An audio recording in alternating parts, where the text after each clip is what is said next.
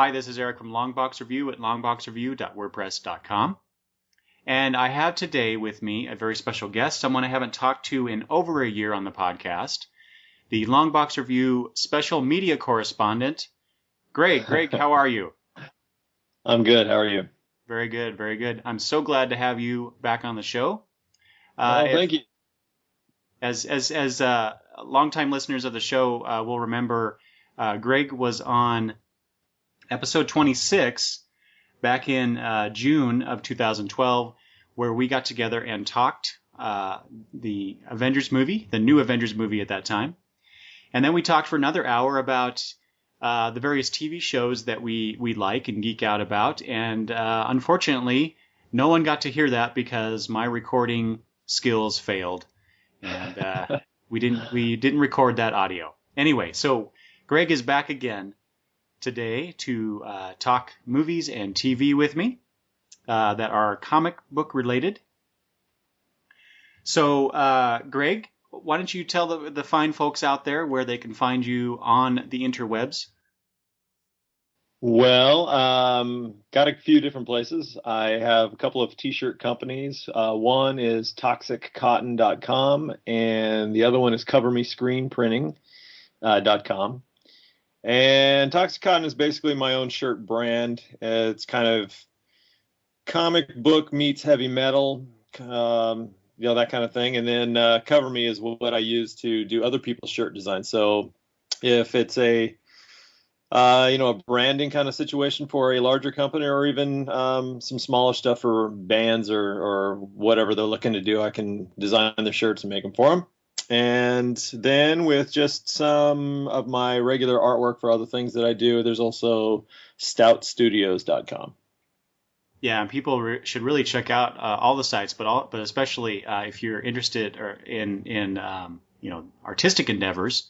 Greg has some really cool things posted at the Stout Studios website too.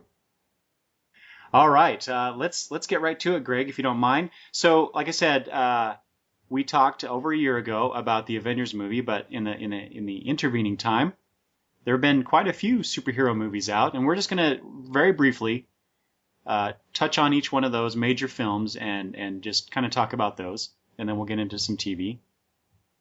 So after the Avengers movie came the Amazing Spider-Man, the quote unquote reboot of Spider-Man with what's his name, Andrew Garfield.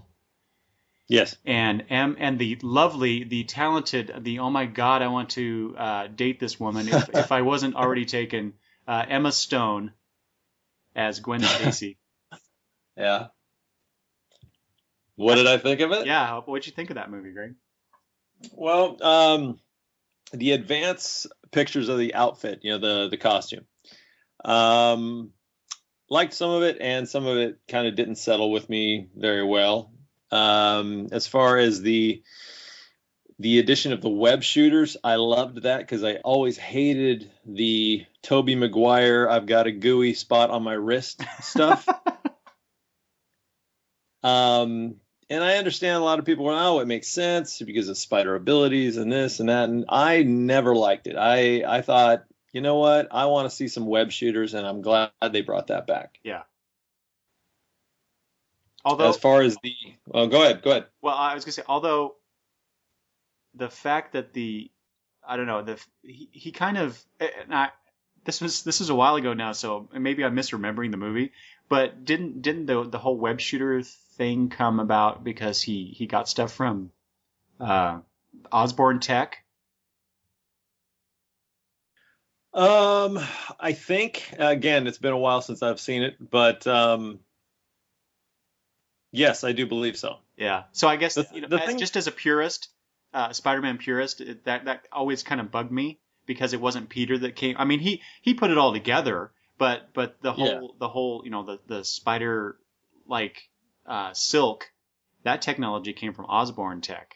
Or I keep saying that. I don't know if that's even what they called it in the movie, but it came from the Osborne technology. But it was just a minor thing. I'm just being a stupid fanboy there, but. For me, it was none of that really had a problem with that at all. What I did have a problem with Now, granted, I liked the earlier Spider-Man movies to an extent, but Tobey Maguire, and I realized I read the old Ditko stuff, and I know Spider-Man, Peter Parker was a major nerd, and that was the attraction of it, was he could be a super guy and be a nerd and whatnot. But Tobey was almost too much of a wuss when he was Peter. In my opinion, he was so just milk toast, if anybody knows what that means at these days and ages. He just seems too wimpy, but Andrew Garfield seems too cool. Yeah. The cool hair, the skateboard, let's make Peter cool so everybody likes him, and then he's even cooler as Spider-Man. To me, that was a little too far. I think they could have met in the middle a little bit. Yeah. Although I will have to disagree with you, because I think Tobey Maguire, he made a perfect Peter Parker. Yeah. For the very reasons that you say you don't like him. Well, I like Tobey Maguire. I just liked him in other roles better. Oh, sure. So, yeah, he definitely. I don't know. I haven't read a lot of stuff, interviews and whatnot with Tobey Maguire, but it seems like to me that he, I don't know, didn't.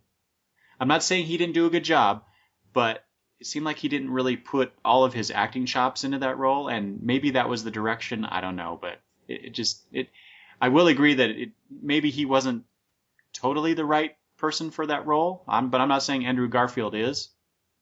Yeah. Well, and I think the part with, I mean, I understand he's worshiping Mary Jane from afar and all that, but the big, just open, moony eyes and how, I don't know, he just came off way too,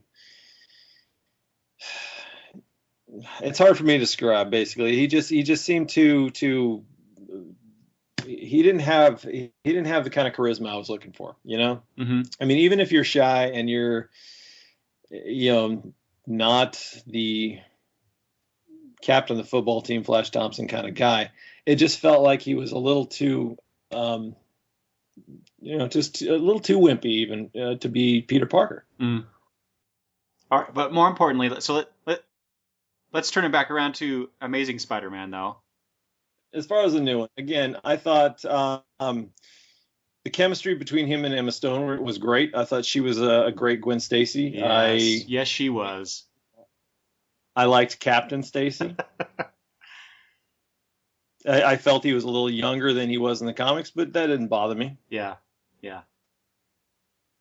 As far as the Lizard, again, I thought the movie was okay. I wouldn't give it an A. The Lizard thing was all right. As far as the design of the character itself, I would have liked to seen a little different character design on the head, especially the fact that it was a little too round. I know this is nitpicky, but I was hoping more a little lizardy. Mm-hmm. Maybe extending the face a little bit, extending the top of the head a little bit, something even a little minute kind of change would have made a little difference for me. It felt a little too human-esque. I mean, if you're going to go the whole way and have the big claws and the tail and that whole thing, then let's push it a little bit further in the face as well. Yeah, I would not give this movie an A, definitely. In fact, I'd probably give it like a C+. But I'd give Emma Stone an A-. Yeah, but are you judging on the is your view a little tainted, Eric, is what I'm asking? Is it yes. But what does that matter? Kind of like your Buffy reviews for Sarah Michelle Gellar? Yes. Don't know if you can actually be unbiased. Exactly, yeah. Have a fair review on her. Well, I'm just glad that in the when we'll talk about this in a little bit, but I'm glad that Emma Stone will be returning as Gwen Stacy. I just hope that they don't follow the comic book route of Gwen Stacy too soon in the movie series. Oh, I don't know, man. I know. I'd hate to see her not be in the third one. What? Well, look at her clothes in some of the shots that they've released, and those clothes look real familiar. Oh, don't. Okay, let's move on. I don't want to think about this. Uh, let's go to Dark Knight Returns, the conclusion of the Okay. Christopher Nolan epic. What'd you think? You know, you and I have talked about this. Every time that a movie comes out, you and I are messaging back and forth over our phones. But so we've discussed this. But Yep. you recall that I thought the second movie, I was a bit disappointed with it. Then we get, fast forward and we get The Dark Knight Returns, and that movie redeemed that series, the whole series to me, with that last film. So I really enjoyed it quite a bit. See, I loved the second movie, and the third one was less so for me. Okay. First of all, with the Heath Ledger Joker, was incredible, and that was a big selling point for me. I don't think that the Bane character held quite as much interest or terror of what is going to happen in the movie for me. I think I didn't have a problem with the mask and all that. Having a big luchador kind of mask, I don't know that if that that would have really worked for the film. So I understand why they did what they did, but some basic things took me out of it. I was really into it until Batman broke his back, and then he ended up in that prison on the other side of the world, and miraculously he hangs from a rope, and your back is fixed, and you can climb up this wall to freedom. Hey, I'm a comic fan, and I will buy a lot of crap that goes on just because I want to. But some of it, there's moments that just pull you out, and that pulled me out of it. It was kind of like, yep, okay. Yep. I actually would agree with you about that. Yeah, I that whole scene, I was sitting there in the movie thinking, oh, come on. And just like you, it's like, well, yeah, there's a lot of suspension of disbelief that you just have to accept, right? But Sure. Considering that the Nolan films is basically Batman in the real world, that's the premise. Yeah. That's how they presented it. So yeah, Yep. once you get to that, it's like, oh, really? So there really is this movie was a bit more comic booky, if you will, than perhaps the others. But then again, Batman has all this tech that, really doesn't exist. But the way they present it, it feels like it could. There's all kinds of tech in a lot of movies, Iron Man and all this. We'll get into that, I'm sure. But the way it's presented feels like, oh, wow, that could happen. And for something as basic as breaking your back, if he was in the Bat Cave and there was some other kind of thing that helped him recover whatever injections or something, then okay, maybe you could almost pass that by. But hey, I'm in a dirt cave hanging from a rope. That's going to fix me. And I go to a chiropractor, dude. So I understand that popping your back is fantastic, but I don't think it's going to fix everything, is what I'm saying. Yeah. No, I agree. I agree with you. And I know a lot of people had a problem with the flying off with the explosion and how is he going to make it. I didn't have that big of a problem with that part. Yeah, I didn't either. What about oh gosh, what's her name? The actress who played Catwoman. I'm blanking on her name now. Anne Hathaway. Yes. What did you think of her? Because there was a lot of, I guess, negative feedback about her being cast in that role and her performance in that role. I'm just not a big Anne Hathaway fan.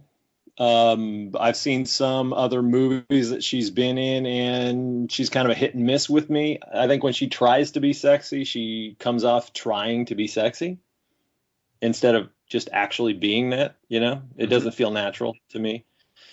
That being said, I think that she did a fairly decent job of playing the role. I'm glad they didn't really call her Catwoman. She just was a burglar of sorts or a thief of sorts, and the outfit. I thought they did a really pretty excellent job of the ears, what aren't really ears for the outfit. Mm-hmm. I thought that was really good design. I thought it was a little odd that she instantly, without hardly any lesson, knew how to operate the bat pod. Okay, I mean, sure. that does not look like an easy thing to ride. And, I mean, again, I'm being nitpicky and whatnot, but, uh, you know, there's just a few things that would help me kind of stay in the whole altered reality. And that was another one that just kind of went, okay, fine. See, I liked her performance in this film, and Did her you? cast, or her Anne Hathaway in that role. So when I heard that she was in it, I'm like, oh, cool, because I actually like her. I agree Okay. with you about the whole, trying to act sexy thing, but I don't know. I think as time goes on, we're going to find that Anne Hathaway is going to be considered one of those classical Hollywood actresses, because I just think she has the acting chops to do it. Well, she's played a lot of different roles, and she seems to keep getting them. I know that my wife's a fan, so, but she's into Les Miserables and things like that. Oh So yeah, there you go. yeah, there you go. I watched that too. Okay, let's move on to the movies that came out in 2013, beginning with Iron Man 3. Well, let me ask you one more question on Batman. Oh, okay, go ahead.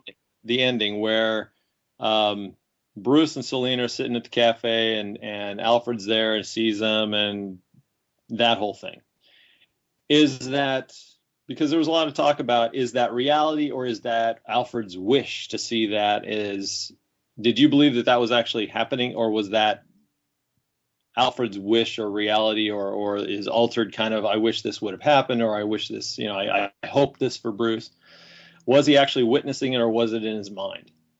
I see. I think it was the former. I think it was a nice that it actually happened, and that it was a nice or callback to his speech to Bruce earlier in the film.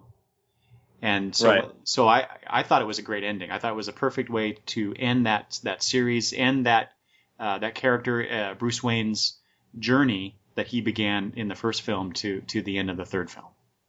Okay. Well, how did you feel about Robin Oh, finding the Bat and all that? it was a nice little touch, I guess. That the legacy continues, even if we don't actually get to see that in future films.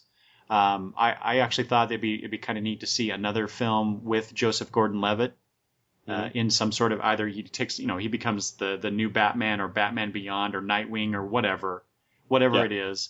I don't care. It would have been nice. I just took it as this is a way that Batman continues on in this universe, as I said, regardless if we actually see it. Did you think it was, I don't know, because he figured out that Bruce was Batman, Mm-hmm. and A little too easily, I thought, but okay. well, that's why I'm asking. Did you think it was just kind of, wow, that was easy? Yeah, I did. That's kind of how I felt too, and I understand that in the real world, kind of like, I'm going to take it back for a second to a movie that needs to go away and be better. Green Lantern, right? Where where his lady looks at him and goes, "What? You didn't think I'd recognize you because you covered your cheekbones?" Yeah. I get that. So I understand that, yeah, if you're really paying attention, it probably wouldn't be all that hard to figure out. But, we're living in a comic book world where you can put on a pair of glasses and nobody knows who you are. I thought it was a little too easy. So Hey, those glasses worked for 75 years, man. okay, all right. Move on. All right. Iron Man 3. Okay. You start. Go ahead. Okay, so Iron Man 3, I liked it well enough. Yeah, that does There sound good. was a lot of the armor getting busted up in that movie. And the special effects were cool, and especially that scene where Tony is saving the people falling out of the airplane. That was really neat.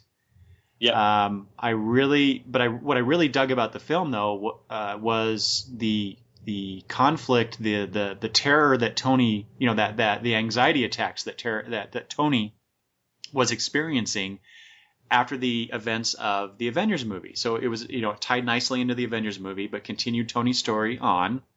and I really liked him, rebuilding the armor. The bit with the kid was, maybe a little too syrupy, but at the same time, it was undercut just enough by Tony's acerbic wit that it wasn't too what was the after school specialty. Yeah. So I liked it enough. What about you? I liked it. I thought, obviously I'm still a fan of the first one. I didn't hate the second one like everybody did, and the third one I thought the third one was good because they turned up the action in the end. And I did like the fact that Tony is having some issues after experiencing what he experienced in the Avengers movie. Flying into space, aliens, all this kind of stuff. It is interesting to see somebody, instead of just shaking it off like, ooh, I'm a superhero, it was no big deal, actually having a reaction to it was great. But I do think that a lot of that, the part where he wasn't Iron Man and the part where he's interacting with the kid, and I didn't mind the kid, but I thought it lasted too long. They could have done a little less of that, because I found myself in the film going, okay, I'm ready for Iron Man again. Let's get a suit on. Yeah. I love all the different aspects of Iron Man, all the different suits. Seeing the Hulk Buster suit was cool for me, even though it didn't last long. And seeing some different versions was very cool. How they treated the Mandarin, though, hated it. Oh, see, that was the best part to me. Hated it. That was awesome. The Mandarin is a bad guy. Yeah, I know. Have him be an actor. That just pissed me off. Played brilliantly by what was his name? By that actor. Played brilliantly by the actor. Right? What? Ben Kingsley. Yes. Yeah. I loved it. He's a fantastic actor. He couldn't have been better. I get that, but it took Iron Man's, one of Iron Man's most evil villains, and reduced him to a puppet, to an actor. And he had a fearsome kind of presence in the beginning, and I'm going to get you no matter where you're at kind of situation. That was great. I thought, I'm going to love this. I'm going to love this. And then when it turned out to be what it turned out to be, I was disappointed. It did. Yeah. And I also have a fundamental problem with the fact that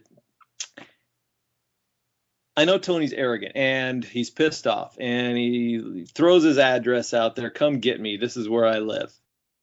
Okay, fine.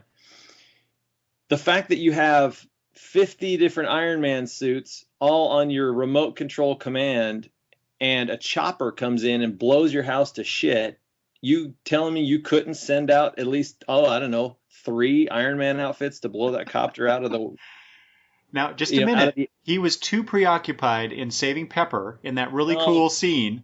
Jesus. When the pieces of armor fly off of him and onto her. That was cool. That was awesome.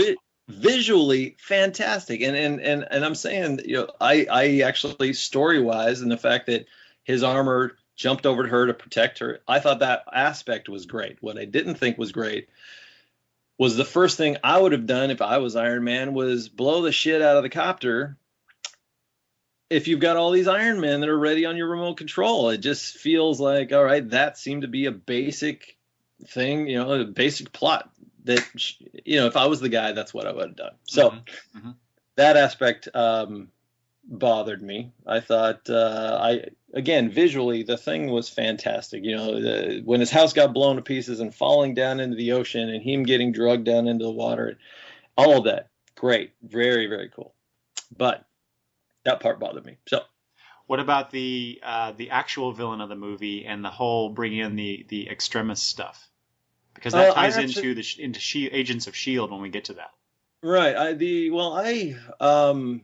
I read the Extremis storyline and saw the motion comic thing later on Netflix, and I liked the Extremis aspect. It was a little something different, not your typical just one bad guy thing. The fact that it affected many, and I thought that the lead actor that played the main dude, I thought he did a good job. He had an evil presence. He made me feel like, okay, this is a bad guy, much more so than the Mandarin. All right, fair enough. I thought there was a point where him switching from outfit to outfit to outfit in the end got a little too much. Yeah, I'd agree with that too. But again, visually and seeing the different outfits was cool for me, because over the years, seeing the different sets of armor that he has used, whether it's a stealth armor, a Hulk Buster armor, or what have you, for me as a fan, I thought that was cool. Okay. Anything else, Greg, on Iron Man 3? No. So at the end, you see the little title card there that said Tony Stark will return, and of course we know he's going to be in the next Avengers movie. But are we going to see any more Iron Man movies? Oh, and more importantly, do we want to? Well, Robert Downey Jr., there's been some negotiation about that. There was talk about whether he was going to do it or how much money he was going to make, and he's already been locked into Avengers 2, so we're good on that one. I don't know that we need another Iron Man movie yet. I think it could actually be good for us to not have one for a little while if it's going to happen. And I don't think if they can't get him to do it, I wouldn't throw anybody else in the armor. So you wouldn't want to see like a War Machine movie? No, I wouldn't. Yeah, me either. I don't think it's that interesting. The character, what made Iron Man so cool, not only was the outfit, but was Robert Downey Jr. Yeah. So you couldn't have cast it any better than that. He was brilliant. Okay, let's go to the next one for 2013, which is the one that I, of course, was most looking forward to, and that is Man of Steel from DC. Yeah. I know you're a big Superman fan. I know. Yeah. So, oh my God, the trailers and the preview videos that they were releasing up to the release of the movie. Oh my God, I was so excited to see this movie, and so wary that it would suck, and I got a little bit of both, I think, out of this movie. Because there were bits about Man of Steel that were totally awesome, and this is what Superman should be like on film, and then there were other bits. Yeah. Well, tell me what you thought was awesome first. Well, I liked the scenes with Clark and his parents, especially with Jonathan Kent, played by Kevin Costner. Well, that scene, where Clark saves the school bus, and then they're having that conversation afterwards, and Clark says, "Should I have let them die?" Basically, right? And Jonathan's like, "I don't know, maybe." And I know a lot of fans out there thought that was just totally wrong. And I agree. On one hand, I agree with them. That's not what Superman should be about. But then again, he's a teenager. He's a teenage boy. And Jonathan is just trying to protect his son, and you and I are both fathers, and I would feel the same way, I think. Now, I wouldn't want other kids to die if my child had the ability to stop it, but at the same time, if I'm so concerned about my child being hurt or taken away from me or whatever, I don't know, that one bad thought might come into my head, just like. Well, you wouldn't be human if it didn't. Exactly. And there's exactly. See, that's hitting the nail with the hammer there. It showed how human Jonathan was, and set up what the fear that Clark himself had later in the movie as he becomes Superman. So I thought that was a nice tie-in between the past and the present in the movie. Well, but the only aspect and I'm with you, I get it. I have a son, and I wouldn't want anything to happen to him, and I get all that. But the character of Jonathan Kent, though, is all about helping other people and doing what's best for man. And I mean, yeah, he's always been protective of Clark, but there was always been this: you are a gift to the earth, you are a gift to this, to this planet. And I think that's where most of the people are having the issue, is that his character, not just being a father, but his character is all about helping others and self-sacrifice and things like that. So I think that might have been the issue. Well, I think perhaps a bit I see what you're saying, and I agree with you too about that viewpoint. But I think perhaps people are looking at the previous Superman films and how Jonathan Kent was portrayed and unfairly comparing the two characters. These are different interpretations of Jonathan Kent. That's true. So That's true. When I watch these movies, especially when we get different ones, the Batman from 1989 is not the same Batman that we got with Batman Begins, right? So this Superman is not Christopher Reeve's Superman, and it's not George Reeves' Superman. You go back and back and back to all the interpretations of these characters. But so when I go into a movie, I'm looking at what they are showing me for this movie, for this version of these characters, and seeing if the characters ring true within the confines they've set up. And I think that I thought they did a pretty good job, especially with Jonathan Kent. No, I really like Kevin Costner. I've always liked him, and I think he's gotten a bum rap in a lot of movies. And I thought it was a good choice. I was actually excited when I saw the trailer that he was in it. I do have a problem though with his death. Oh yeah. I'm sorry, but Clark could have made it over there to rescue him before I could even blink an eye and got him back there. But then he would have exposed himself. Oh, bullshit. Sorry, listeners. Yes, I'm sorry. The guy can move fast. Boom. He'd have been over there, grabbed him, been back before anybody. With all the chaos of the tornado and everything going on, people would have just gone, oh, wow. He looked like he disappeared for maybe a millisecond, but that was probably just my eyes with all of the dirt and the weeds and whatnot flying in my face. So nobody would have questioned it, I don't think. He could have saved his dad in a millisecond. And to just stand there and have him wave you off because, ooh, I saved the dog. Yeah, that part didn't settle well with me. And I knew he had to die. I get it. But still, that wasn't the way I would have said, okay, it's going to happen in my movie if I was making it. So yeah. What did you think about? And this is getting back to the parts of the film that I did not care for, and that is the wanton destruction of Metropolis in that long fight scene between Zod and his other guys. Well, you didn't want 240 million people to die? Come on. Oh my God, that was that. Again, that scene just went on way too long, and I totally get the idea of you get two Supermen or multiple Supermen, but you get basically Zod and Superman fighting it out in a metropolitan area. Buildings are going to fall. I get that, but yeah. It was just I don't know. I did not care for it. Like I said, it just went on too long. The battle itself was fine and visually it was cool looking, but geez. And then you get to the end, where the controversial the bit where Superman breaks Zod's neck. Spoiler. Yeah. Right. Yeah. That wasn't very Superman-ish. Yeah. I get it within the confines of the story they've set up. I guess I get it. But at the same time, it's like, oh, this is where, my idea of what Superman really should be about comes in a little too much. And I'm like, that is not right.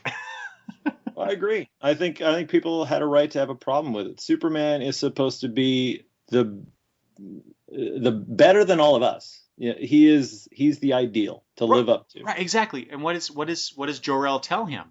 That he will be the light to which the people of Earth will go toward in time, right? Mm-hmm. How do you become that when you are a murderer? Yeah, and I think that well, well, that scene. I have another problem with that scene too. Um, but yeah, I agree with you. I think Superman is supposed to be an ideal. The reason they call him the big blue Boy Scout is because he is always on the good side. He's thinking of, the what are the repercussions of my actions? Batman is the guy that you send in when you want the job done, and it could be dirty, and that's fine. He just gets it done the way it needs to be done. But Superman thinks of humanity and the soul and just the good. He's supposed to be the good of all of us. So I had a major problem with him snapping his neck. I also had a major problem with the fact that Zod couldn't turn his eyeballs and blast those people. Oh, I mean, even though Clark's holding his head, yeah. You're holding his head. It doesn't mean he can't turn his eyeballs a half an inch to the right and nuke those people. Or, Clark flying him up out of the building, or, moving him somehow. Something. Yeah. For me, it was the eyeball shift, because I'm in there and I'm watching him hold his head and I'm going, all right. All he has to do is just kind of rotate his eyes a half a second, or half an inch to the right, or whatever it was, and he could fry those people. Not that I wanted them to do it, but it's just basic anatomy. And I'm thinking, okay, if this guy really wants to do this, he could have done it. And to me, that was an issue. I thought that the movie was pretty good. That last aspect did pull me out of it again, like I was talking about. But I thought Superman was good in the fact that, the big S on his chest, how, well, this isn't an S, this is for hope. I thought that was great. I thought the way that they handled the whole,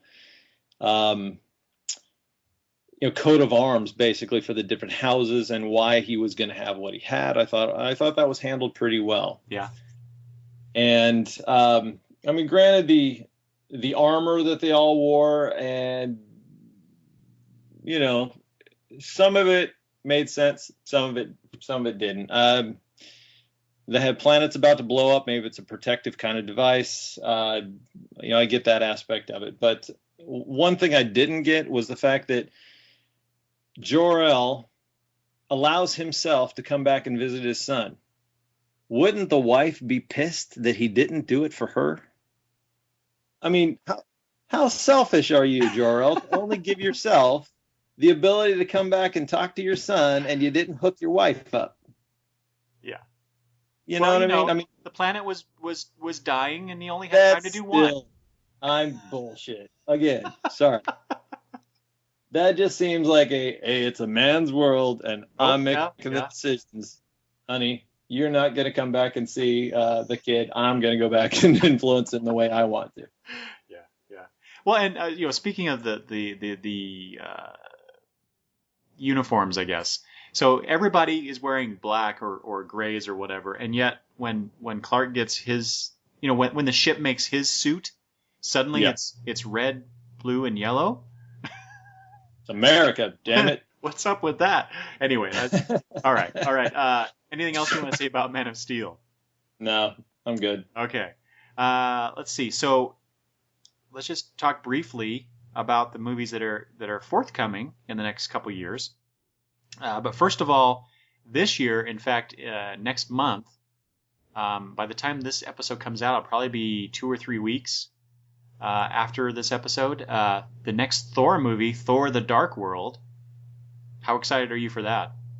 I'm actually excited for that. Me too. I am excited for Thor. I've liked what they've done with Thor. I think the acting has been great. I'm glad to see Loki's in it again, because I think he was awesome. Oh, speaking of that, did you hear that? And I haven't confirmed this, but I read something online real quick about how they were shooting extra scenes featuring Loki because of the response from the fans with the character. Oh, so they're increasing his part based onto the fan aspect? Okay. I think he was great. I think I don't want it all to be about Loki, because that's going to be a rehash. Yeah.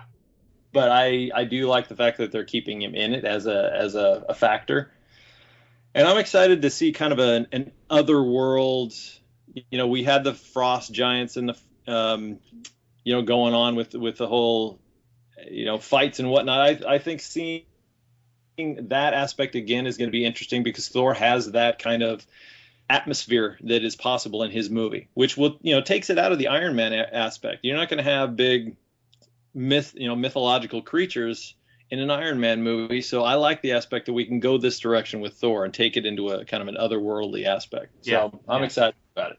Yeah, and the preview they've been showing recently, every time I see it, it's just like, wow, this looks epic. Yeah, absolutely. And I think Hemsworth has done a great job with Thor too. Yeah, and I'm actually looking forward to the female lead. Man, I'm stuck with names today. Oh, yeah. Oh, come on. Now you're doing it to me. Yeah, sorry. Queen Amidala from the Star Wars movies. Oh, no, I wasn't talking about her. I was talking about his group of buddies. Oh, you mean Sif? Yeah, there you go. Okay, no, I was talking about his love interest, Jane Foster. Oh, nah. Whose actress's name I can't remember. I like her. Natalie Portman, thank you. Yeah. You don't like I thought you were talking about Sif. I'm looking forward to all of Thor's buddies. Yeah, Natalie Portman, I'm not interested. I'm sorry. She feels like an add-on. Like we got to tie her in somehow. Yeah, but she is going to be the audience's viewpoint when we go to Asgard and these otherworldly aspects that you were talking about. So she's important from a narrative standpoint. I get that, but and I like her. She's cute. Lord, oh please, dude, you are so in love with some of these people.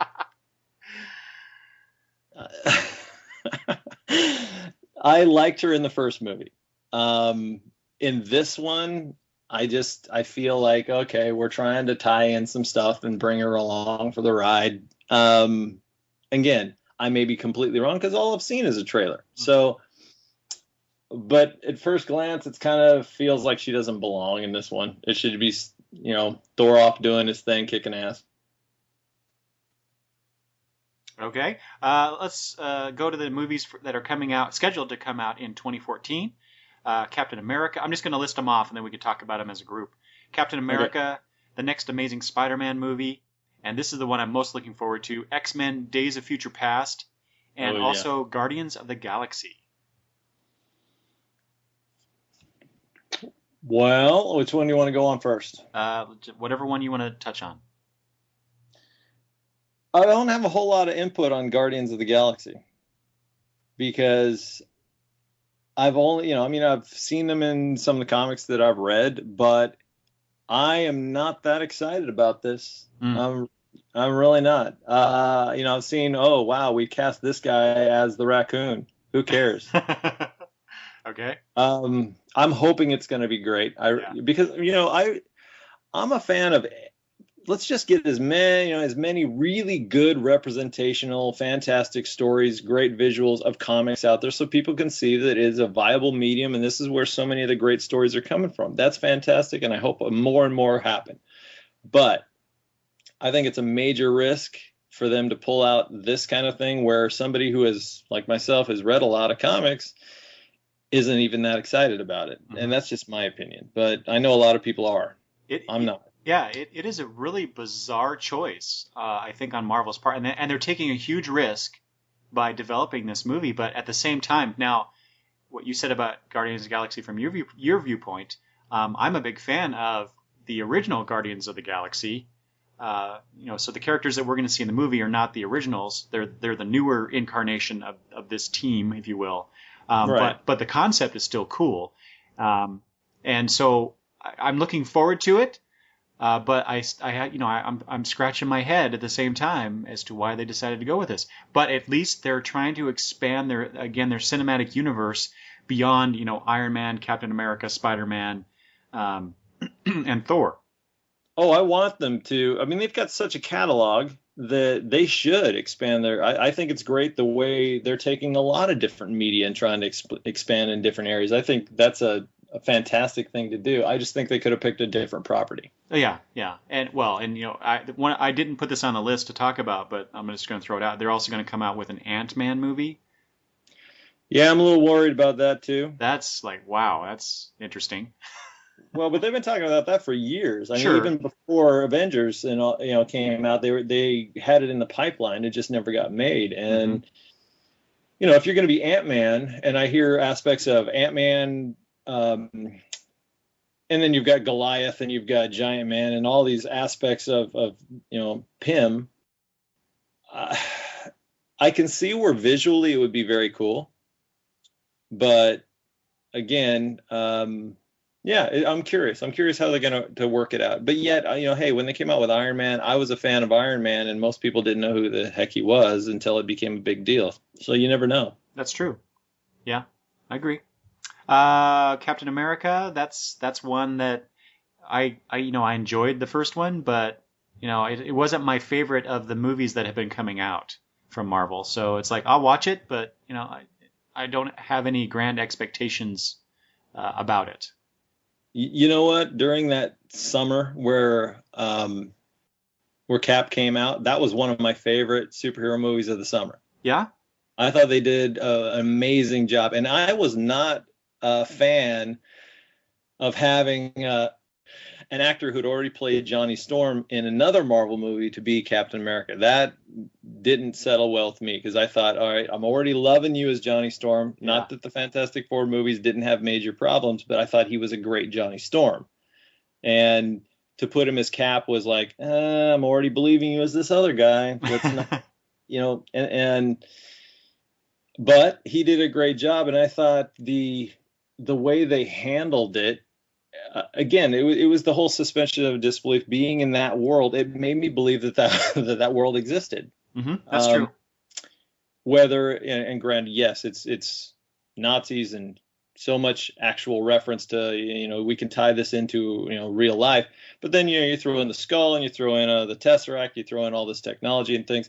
It was believable. It kept me in it, and I'm actually looking forward to the whole Winter Soldier thing Hmm. with Bucky and whatnot. And I was one for a long time, because everybody talks about how nobody's death mattered, and Bucky stayed dead for so long, and I was thinking, God, let's just at least leave him alone. But then they came back with the Winter Soldier thing and did a decent job with it. So I'm looking forward to it. I think it's going to be good. And what about the next Spider-Man movie? Having I love the actor playing the Rhino. Not really sure how they're going to pull the Rhino off. Who's playing the Rhino? I don't know that. It's Paul Giamatti, I think. Oh, okay, that's right. That makes sense because I just today, before we got on mic, I saw a headline where it said Paul Giamatti would be back for Amazing Spider-Man 3. Spoiler alert. He's going to be the Rhino, and Okay, that's interesting. I. I'm again, I think it's great that they're pulling from different villains. We don't want to see a rehash of the Green Goblin again. We don't Again, want to yeah. see all of any of that. I think it's, again, he's got a great rogues gallery. He's got a great catalog. Let's pull from some of these different people. We already got Jamie Foxx's Electro. I'm kind of wondering about that, but I think the danger that we fall into is that, again, we're trying too many villains. We've seen in the past where you throw too many villains in one movie and you can't really develop any one of them, and somebody gets lost. You know what I mean? Kind of Mhm. the Sandman and Venom, where we're bouncing back and forth between the villains, and we got the Spider-Man thing, and you got there's so many things going on in that movie, dancing and whatnot, that that pulled it away. But you got to be careful throwing too many ingredients in the soup. Let's really develop who we need to concentrate on and make it great than to you know throw everything at the dartboard. That's why when people start talking about the Sinister Six, that I think would be very difficult to do and really fit it into 2 hours. Yeah. So, Don't you think, Greg, that sometimes they throw all these villains in the movies just to show how cool the special effects are, oh, very much. as Yeah. opposed to this makes sense for the story? Oh, sure. Yeah. You bet. That's what Venom was.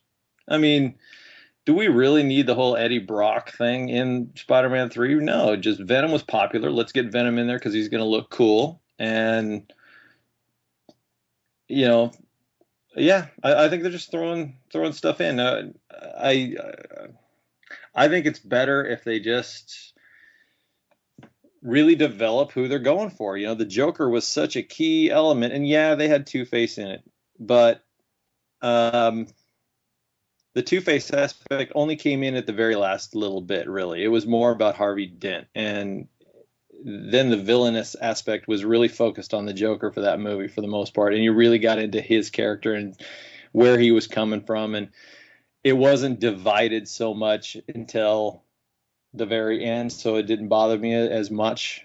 I guess it just depends on how they want to handle it, but most villains aren't going to work together. I think let's just keep it that way. Yeah. Okay. Like I said, this is the one I think most looking forward to for next year, and that is the X-Men: Days of Future Past. Yeah, I love that. Yeah. So X-Men First Class was a surprise, just a surprise to me about how much I responded to it and how good I thought it was. Because I figured, and there didn't seem to be a whole lot of real promotion of that movie, as I recall.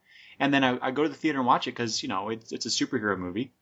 Right. And it was, I was blown away by it. So to have them, do a, quote unquote sequel, but continue the X-Men storyline because you've got Patrick Stewart back and Ian McKellen in the movie, to tie into the previous set of X-Men films, Yep. along with some of the actors from the First Class movie, and doing the iconic Days of Future Past storyline from the X-Men comics. It's blowing my mind.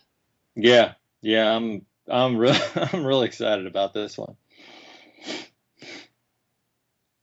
I mean, I read the original series when it came out. I mean, I still have the books. It's amazing. It's so good, and I think it's going to be a difficult one to pull off. But um, I think Singer's up to it. I think he probably learned from his Superman experience, and I sure hope so. well, he just it's a superhero movie. It doesn't need to. And I'm not disparaging superhero movie, but there's got to be certain aspects to it. I mean, I'm a huge fan, so I'm not knocking it. It's got to have story. It's got to have emotional connection. But that Superman movie was there was no action to it. There's got to be something to it. There's got to be something that gets you up out of your seat and want to yell at the screen and go, yeah, And that Superman movie was just drug on and on. It was more of a soap opera than it was a action movie. Yeah. So with this, with the storyline of the Sentinels and the, time travel, all this kind of stuff, I'm thinking it's going to be amazing. I can't wait. Can't wait. Yeah. And I know, Greg, you haven't seen the Wolverine. No, I haven't. But when you do, you need to, of course, watch the after credits scene. Oh, of course. Because it has I don't know if it ties in. Well, I guess it does. I'm assuming it does. It ties into that X-Men movie. So. Yeah, I was looking forward to getting out there, but parental responsibilities prohibited me from doing so. Yeah, it's nice that my girls are old enough that I take them to the movies, and they also want to go watch these superhero movies with me. So it's really cool. That is very cool. I'm looking forward to when my son gets old enough to we can share in that. Yeah. I'm very jealous about that. By the way, anyway. So let's talk about the last two movies, and then we'll move into TV stuff. So 2015, we'll see the two big movies of that year, at least superhero-wise. We'll have the Man of Steel sequel, which is, I think people are kind of calling it Superman versus Batman right now. I don't know what the official title is. I don't think they've announced it, but it'll be the Superman movie with Batman in it. And of course, there's the whole Ben Affleck aspect to it, which I don't care. I didn't have a problem with it. Nope. Not one problem whatsoever. I didn't. I think, again, it depends on the script. Sure. Because I think Affleck's, obviously he's a good director, and he's worked really hard to come back from his aspects, that he had the movies that flopped, and that's not always the actor's fault. Sometimes that's the script you're given, and I think he was unfairly judged. And the fact that people are having a problem with him being Batman, I think he actually physically can do it, and I've seen him be, hard in some movies, and I think he can pull it off. I really do. Yeah. The only aspect of this that I'm really worried about is I really don't want to see a Superman Batman, Dark Knight Returns fight type movie. Yeah. And that's how they've kind of promoted it when they made the announcement at San Diego this year. Because they had they had the actor who played one of I can't remember his name. He played one of the military guys in Man of Steel. Okay. He came out and read the bit from The Dark Knight Returns. That part where Bruce is talking to Clark about, how he had it. I want you to remember how, I had my hands around your throat, that thing, that big fight scene in Dark Knight Returns. Right. And so, the internet went apeshit about it. Well, and understandably so. It's really cool. They're going to bring Batman into it, although I kind of wish they would have done maybe one more just movie focusing on Superman. But I see, the idea, the thought is that Warner Brothers is moving the comic line into, moving towards the Justice League movie sooner rather than later. Well, they got to catch up with Marvel. Yeah. Basically, this is a speed. Let's put it in overdrive and catch up with where Marvel is at, because they've done it right. Yeah, exactly. So I'm a little worried about that, because I actually like, I don't mind the two being a bit adversarial and having huge differences of opinion about how to approach, battling evil and all that kind of stuff. What I don't like is them being enemies. They should be should be allies, whether or not they agree with each other personally. That adds a nice character conflict dimension to it. But don't make it all about this fight between them. That's the only thing I ask about this movie. No, I agree. I don't, because I don't think it's a fair fight. And I know for 20 years the argument is, well, if Batman has time to prepare, then he is the ultimate strategist, and bullshit. Superman would waste Batman. I'm sorry. And I'm a Batman fan, but Superman would waste him. He wouldn't even have to come in prepared. Yeah, okay, Batman's got kryptonite, whatever. I'm sorry. I just don't see it being a fair fight. And whether you're prepared and you have a trap and whatever, I just don't see it being a fair fight, and I don't really want to see that. I would rather see them, like you were saying, maybe be an odd couple where they approach things different and they have things, varying opinions on how to get the job done, and maybe have a little argument here and there and whatnot about things. But I do not want to see a slugfest between them, or Batman flying in his plane shooting missiles at Superman, or whatever it is. Mm-hmm. Yeah, I don't want to see the Dark Knight Returns fight in this movie. Period. That's no. Okay, but I'm hugely looking forward to it. Well, yeah. I want to see what's going to happen. I hope it's more than that. Yeah, definitely. Okay, last movie we'll talk about, and then we'll transition into our TV discussion. Of course, I think, as big as Superman Batman may be, I think the next Avengers movie is just going to blow that movie out of the water. And it's funny because they come out, I believe, I might be having my dates wrong, but I think they come out within a month of each other. Oh, wow. So okay. that's Yeah, that'll be interesting. It's a big month. I think Warner Brothers is going to be slightly disappointed in the box office sales of Superman Batman. But anyway, Avengers Age of Ultron is the next Avengers movie. And you know what? Go ahead. If you go back to our talk when we talked about the Avengers movie and we were talking about Thanos and possible blah, blah, blah coming up for Avengers, who did I pick as the villain that was going to pop up? Yeah. Yep. Ultron is, that's the huge villain of the Avenger, or one of the major villains of the Avengers. So yeah, it makes total sense. I just knew it had to be, it just had to come in, whether it was in the second or the third or whatever. I knew he had to make an appearance. Yeah. How do you feel about Stark being the architect? Oh, is that what they're saying? So you have to remember, one thing I do about these movies is that I only watch like the trailers, and that's about it. I try to not hear and read about what the movies might be about. Well, the trailer speaks to it. Watch the trailer. Oh, it's an Iron Man mask being beat on like somebody is forging an Iron Man mask, pow, pow, pow, and then all of a sudden it looks a lot like Ultron. Oh, okay. Well, that's interesting. It makes sense within the movies that we've seen that someone would take, or whether it's Tony or somebody else, taking Stark tech and turning it into, Ultron, I guess. Mm-hmm.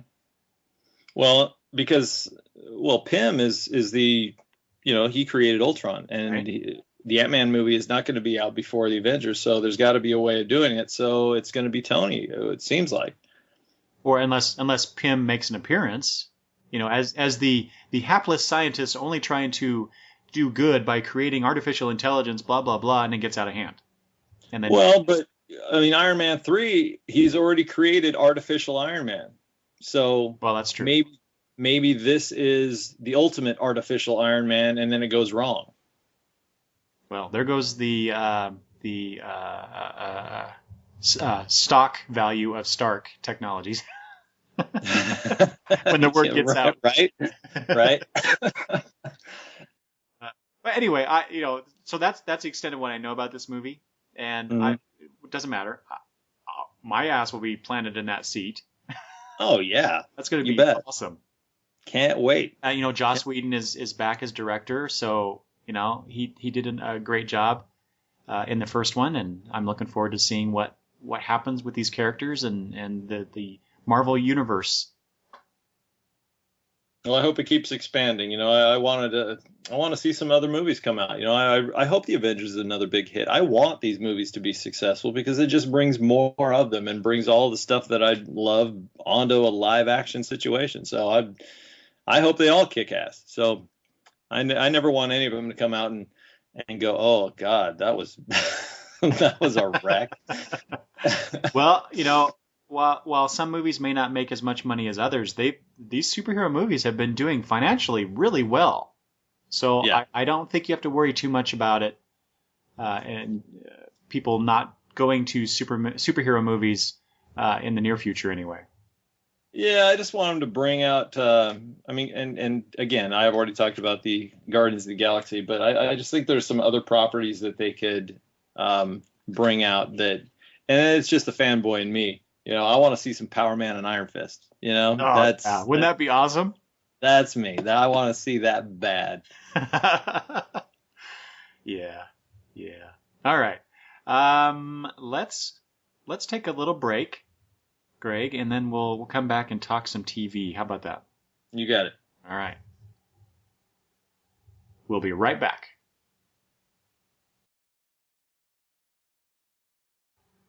Okay, we are back, Greg and I, to continue our discussion of comics and other media. We talked about the last hour about movies, and now we're going to talk about some TV stuff because there's a lot of things going on, things that are on right now, things that are coming up, and of course we're going to end on the big thing, which is what everybody's talking about right now, which is Marvel's Agents of S.H.I.E.L.D. TV series.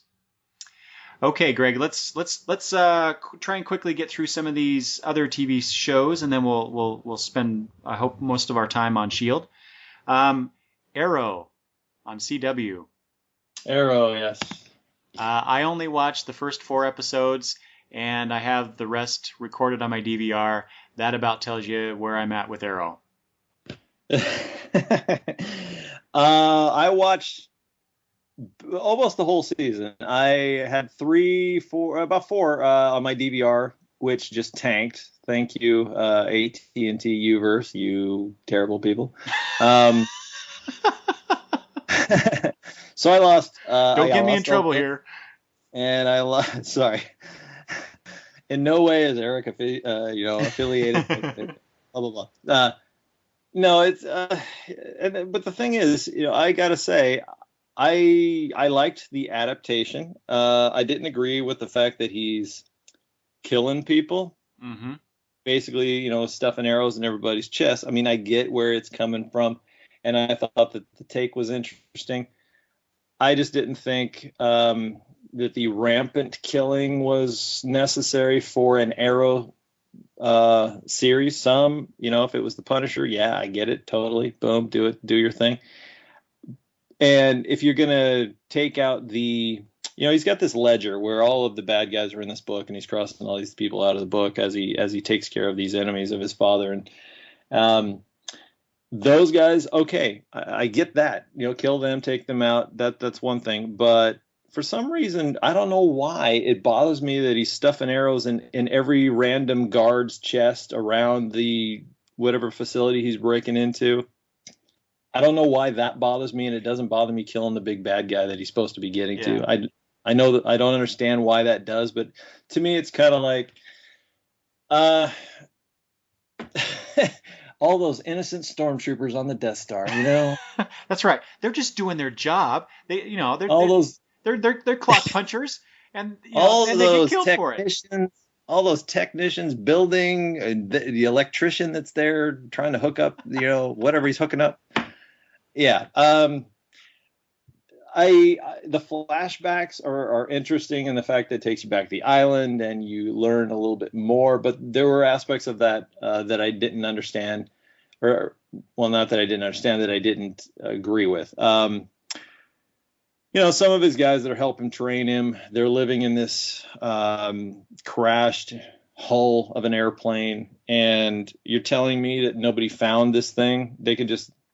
It's out in the middle. It's not like it's covered in camouflage or they're living under a tree or something. It's just this kind of crashed out hull of an airplane on this island, and they can just exist in this thing for a large part of this series, and nobody knows where they are, even though the whole island is being patrolled by all these enemy soldiers. That I didn't understand. I didn't really kind of agree with.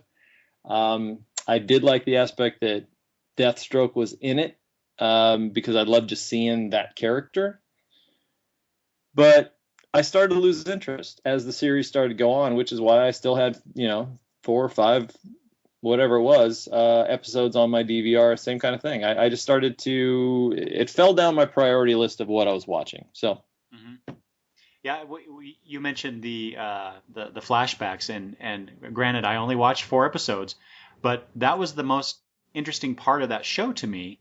Not that I wanted them to do that all the time, but man, whenever they came up to the present, it was just so melodramatic, and the acting isn't that great, well, yeah, and it's really it's kind of cheesy in a way, and I totally agree with you about the him putting arrows into guys, just because they're the henchmen and they're attacking him. Does he really have to do that? I don't know. I still have the whole first season, and probably the new season has started, hasn't it? Yeah, I just actually got the first one recorded. Haven't watched it yet. I don't think I'm going to watch it. I think I'm just going to delete them all.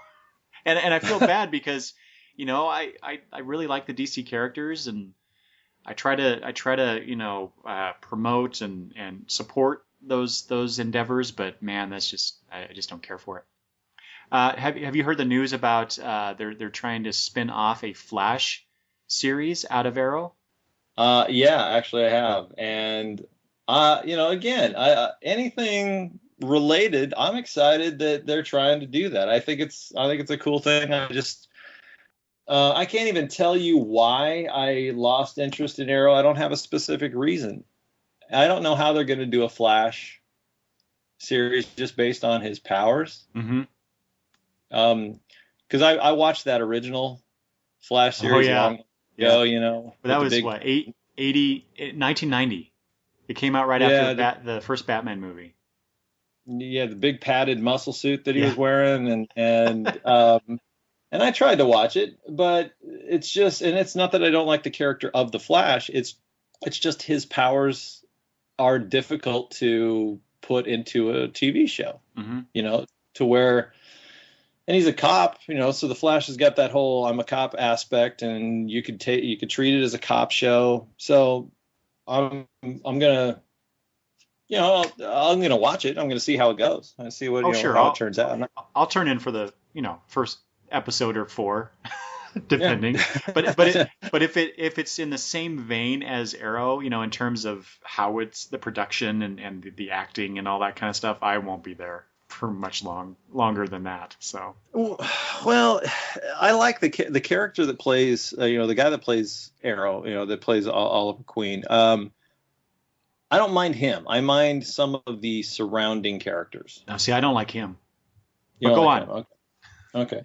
You know, his sister and the, I don't know. It feels like a soap opera, which it is Yes, yes, there you to a certain extent, but it, you know, uh, there was just too much of that, like you were saying. You know, I thought seeing some of the villains, like, okay, Vertigo came in, and Vertigo was a drug pusher, and so it was cool to see the character, but it didn't impress me enough to where I was just enthralled, you know. And they brought in some other, like, I think his name's John Barrymore, who who plays a character in the series who, you know, he's also a rival archer, and he's good. Oh, is he the Merlin character? He is Okay. Merlin, and I like him. I think he's a good actor, and I like that character. But just it's some of the surrounding, like, all these friends. You know, the guy that co-owns the nightclub who dates his ex-girlfriend. I'm not interested in that guy, and even um, the mother and the mother's ex-husband and all of the. It's very soap opera-ish, and yeah, so that's kind of it's pulling me out of it. So I'm hoping the Flash goes a little bit in a different direction, maybe cop show kind of thing. I don't Hmm. know. Well, considering how they're playing up the CSI type aspect of the Flash in the comics, I wouldn't be surprised if they went down that road. Considering that the CSI type stuff on TV is so popular. Well, yeah, sure. So, speaking of cop shows, Greg, have you heard about the new Gotham series that they're gonna be developing? Oh well, yeah, it's it's it's DC trying to catch up with Marvel again. Yeah. It's wow, they've got a Marvel's Agents of S.H.I.E.L.D. I better have a series on, so let's greenlight Gotham very quickly. God, am I cynical? I'm looking forward to it. I mean, I love dark and creepy, and Gotham is dark and creepy. So if they take it in a dark and creepy aspect, I'm there. Yeah. I think the city is if they take it in the fact that you've got so many lunatics running around in this city, and if they use it that way, it could be so very cool. Like Arkham Asylum and all those weirdos going everywhere. I think it could be very cool if they do it right. Hmm. And do you think that Batman should ever appear in the series? Yes. Really? I don't care if it's a shadow on a building.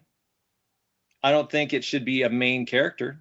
I don't want to see Batman like, okay, let's follow Batman around like the Batman movie. Sure. What about so what you said about seeing a shadow or something, or maybe seeing a guy in the costume, but maybe jumping off the roof after talking to Gordon perhaps. What about do you want to see him as a character that has dialogue that interacts with Gordon and other police officers in the show? No, Yeah. I don't. Yeah. I'm with you there. Yeah.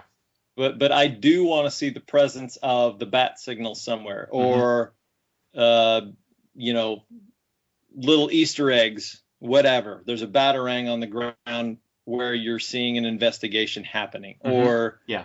something. Because you have to tie it to Batman. It is Batman's town. So it's got to be in there somewhere, but I do not want to see Batman having a conversation. I don't want to, I don't want that aspect. But, if you are in a high-speed police chase and you round the corner and all of a sudden there's a guy tied up with no Batman around, that's fine with me. I think they need to have at least little pieces of something in there. Well, like you said, the presence of, I think, is good. But let me ask you this. Do you think that teasing the audience with Batman but never really delivering Batman, do you think that might turn off some people? Yeah, it will. Yeah. But I don't care. It's not what it's supposed to be. Yeah. Okay. Good. That's not what the series should be. So it's more about Gotham and what goes on in Gotham, but you can't have Gotham without Batman, or Nightwing, or Robin, or there's potential for, again, and I'm not talking like the full-on character in costume standing there going, "Here I am," just little hints to, and most people aren't going to get it. I understand that. You have your super weird cop show for the people that don't get it, but then have those little pieces for all of us that know what, that have followed this stuff for years and years. So those little things they're gonna geek me out. So I would assume it would for other people. So. And the Batman universe is exactly that. There are so many characters, whether they're costumed or not. That they could pull from, they can bring into this series that there's a rich universe that they can draw from, is what I'm trying to say. Oh yeah, you bet. So, you bet. Yeah, I'm looking forward to it. It's just so with the Arkham. I mean, Batman has got one of the best set of villains ever, and they're all so bizarre and creepy that they could really go very cool, bizarre, creepy if they went. And I know they won't, but like American Horror Story creepy with Gotham. You ever watch American Horror Story? Yeah, the first series anyway. Yeah, they could go in that direction with Gotham, to the level of just bizarre, creepy stuff. I think it would gain quite a following. Yeah, I guess it depends on what network Gotham eventually appears on, where that could really work, right. or it really wouldn't work. Well, chances are it's going to end up on ABC and whatever, Well, so probably not ABC, because that's owned by Disney. Well, sorry. Well, we'll get into that in a minute. Yeah. And just real quick, I wanted to mention they also are apparently developing a Constantine TV show. Yep. Based on the Hellblazer comics, which actually, again, if they do it right, this could be, talk about creepy. If they do something dark and creepy, that this show is made for that, or this concept is made for that. So. Oh well, sure, you bet. I think out of all of those shows being developed right now, I think that one's probably the one I'm most looking forward to. Of course, you want Keanu Reeves to come back, right? No, but I will say I actually liked him in the movie. Did you? I thought he did a decent job. See, I like Keanu Reeves in certain things. Yeah. Very few certain things, but yeah. I'm not a big hater. I'm not a big hater on him. I mean, there's certain aspects. You don't hire a plumber to fix your electricity, and he is just a certain kind of actor that you put in certain roles. Oh, sure. He isn't, you don't put him in Shakespeare. What the hell were they thinking? Okay. Yeah. Good point. So whatever. Yeah. I think it could be very cool too. Just depends on who gets a hold of it. Yep. Exactly. All right, let's talk some cartoons, animated series, just real quick, because we talked about Gotham and the presence of Batman. Well, the ever-present character of Batman in the animated arena, he's returned in the Beware the Batman series. Mm-hmm. I've actually only watched a few of these episodes. They're piling up on my DVR because I just haven't had time to watch them. Sit down with my girls and watch them because they love it. But what do you think of Beware the Batman? I've watched some of them, and first of all, I'm not a fan of the animation. It's it's Green Lantern-esque. Um, the last Green Lantern that we had, Right. and there's some aspects of it that are okay. I like the fact that they're bringing out villains that we don't normally see. I'm not sure if they're treating the villains the way they need to be treated, but I do like seeing ones that we don't normally see. Occasionally, we need to have a top tier villain just to keep the interest. I think they shouldn't all be third tier. Um, but I have a major problem with Alfred. I'm sorry, Oh, Alfred is not Jason Statham, and old Jason Statham. yeah, right. Alfred is not Alfred to me in this thing. It doesn't feel right. I'm not a. It hasn't sold me. I've watched a few and I can take it or leave it at this point. Okay, I'm gonna have to disagree with you again. I think this interpretation of Alfred is awesome. Yeah, I love it. I love how he's the guy pushing Bruce to be better, to be a better Batman and all that stuff, and testing him and whatnot. Because the Alfred that we normally see, he's the thin butler type usually. Um, for many years now, that's been the interpretation of Alfred. sure. And he's usually, he'll make these witty comments to Batman to basically little oh god, what's the word I'm trying to think of? Little jabs. He Hmm. makes these little jabs about what Bruce is doing and the reasons why he's doing it. Maybe you should hang up the cowl. But that's kind of the gist of what he does sometimes. So it's kind of refreshing to see an Alfred that while he may still want the same result, that basically Bruce stopped doing this crazy stuff that he's doing, dressing up like a bat and going after people. Um, but by damn, or he's going to help him if that's the path that Bruce is going to take. I dig it. I think it's a really cool interpretation of Alfred. Okay. All right. Well, I mean, that's why we have different opinions, That's but right. that's okay. And did you read the Batman Earth One graphic novel that came out? I don't know what, a couple years ago, within the last year or two. I don't know that I have actually. So Alfred in that is kind of like that a little bit in that he has a military background and he helps Bruce a little bit. So I there's a comic book connection, although it's not in continuity, um, but so that interpretation of Alfred was somewhat familiar to me going into this. So it wasn't like a big shock that we see this Alfred that we see. Okay. How do you feel about Katana being in it? To me, it's not the same Katana that I liked back in the day. Granted, I haven't kept up with her lately. Again, I can take it or leave it. It's just not grabbing me, and I love Batman, but it's just it hasn't. I really don't care if I see it again. Yeah. It's interesting because I equate this version of Batman series to be like, remember the Batman that they came out with several years ago, Yes. where it was focused on him early on in his career, as opposed to how Batman the animated series ended up.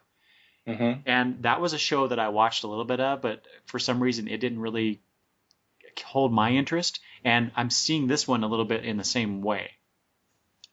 But we'll see. Like I said, I've only watched, I think, maybe 3 or 4 episodes, and I have about, I don't know, maybe half a dozen more to watch. So I'm looking forward to seeing where it ends up.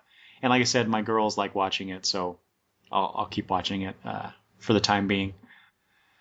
Well, Another, my like I said, my favorite aspects is just the different characters. Seeing enemies that we don't normally see because they're not the top tier stuff. But on Mhm. occasion, I think they need to bring in a few. Yeah, yeah. Oh, and another thing that I think is somewhat interesting and possibly exciting is that, so we have Katana in it, but in the first episode we had Simon Stagg appear, and so he's connected to Metamorpho, who Hmm. was part of the Batman and the Outsiders team with Batman and Katana. So Yeah. Right. Yeah. so I'm wondering if we're getting set up for a Batman and the Outsiders type storyline. Pull the in some series. Geoforce and some Halo. There you stuff. go. Halo. I would love to see Halo in an animated series. Well, you never know, man. Never know. Okay, so another show that that my girls and I watch, and we've only watched a couple of these as well, but the new Avengers Assemble, which replaced Avengers Earth's Mightiest Heroes. Have you watched that show? Oh, yes. Yes. Now, are you caught up on that one? I believe so. Okay, wow, okay. So what's your impression of Avengers Assemble? I like it. I think the style of animation is right where I want. That's exactly what I want. That, and obviously I'm an art guy, so that's a big sell for me. I think it makes sense for them to tie it into the movie because the movie was such a huge deal. I didn't really like the other Avengers animation style that was on prior to this, and then they did the revamp. I think I like the addition of the Falcon.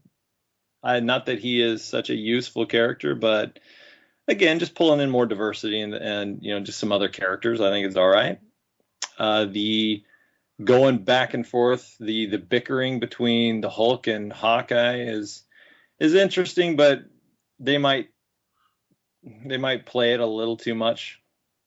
But overall, I've liked it so far. Well, like I said, I've only watched a couple episodes, but I did enjoy it. I have to disagree with you again, but I liked the previous incarnation of the Avengers cartoon more than this one so far. But it's too soon to really say because I haven't watched enough of it. I like the interactions of the characters so far. It's somewhat interesting, but I don't know. It seems like they are playing to the way that they're presenting it. They're playing more towards perhaps a slightly younger audience. And not that there's anything wrong with that. It's just that comparing the old Avengers cartoon to this one, it seems, I don't know, a little. I don't know. I don't want to say. I want to say juvenile, but no, you're right. You're right. There's some comic relief that doesn't need to be in it. Yeah, there you go. That's what I was reacting to. Is like a little too much of that stuff. A little too much Ultimate Spider-Man shtick for me. And, which is a show I watched a couple episodes of. I'm like, I'm out. I'm done. I don't like this at all. Yeah, they had a room that was full of glass figurines that was the Hulk's bedroom. Yeah, it's way too on the nose. The whole bull in a china shop, reference. Good point. That's a good point. Although I love the idea of Hulk collecting glass figurines. That's a neat idea.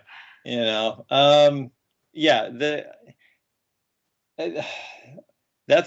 and I'm a Marvel fan, but Marvel and we'll get into this I'm sure in a little bit, but they're trying to pull in a kid market because many of our comics are basically they're geared towards people that are a little older, like us that have read them for years and years and years, and they're not pulling in a young market. So this is the way they can try and pull in a young market. So I get what they're doing.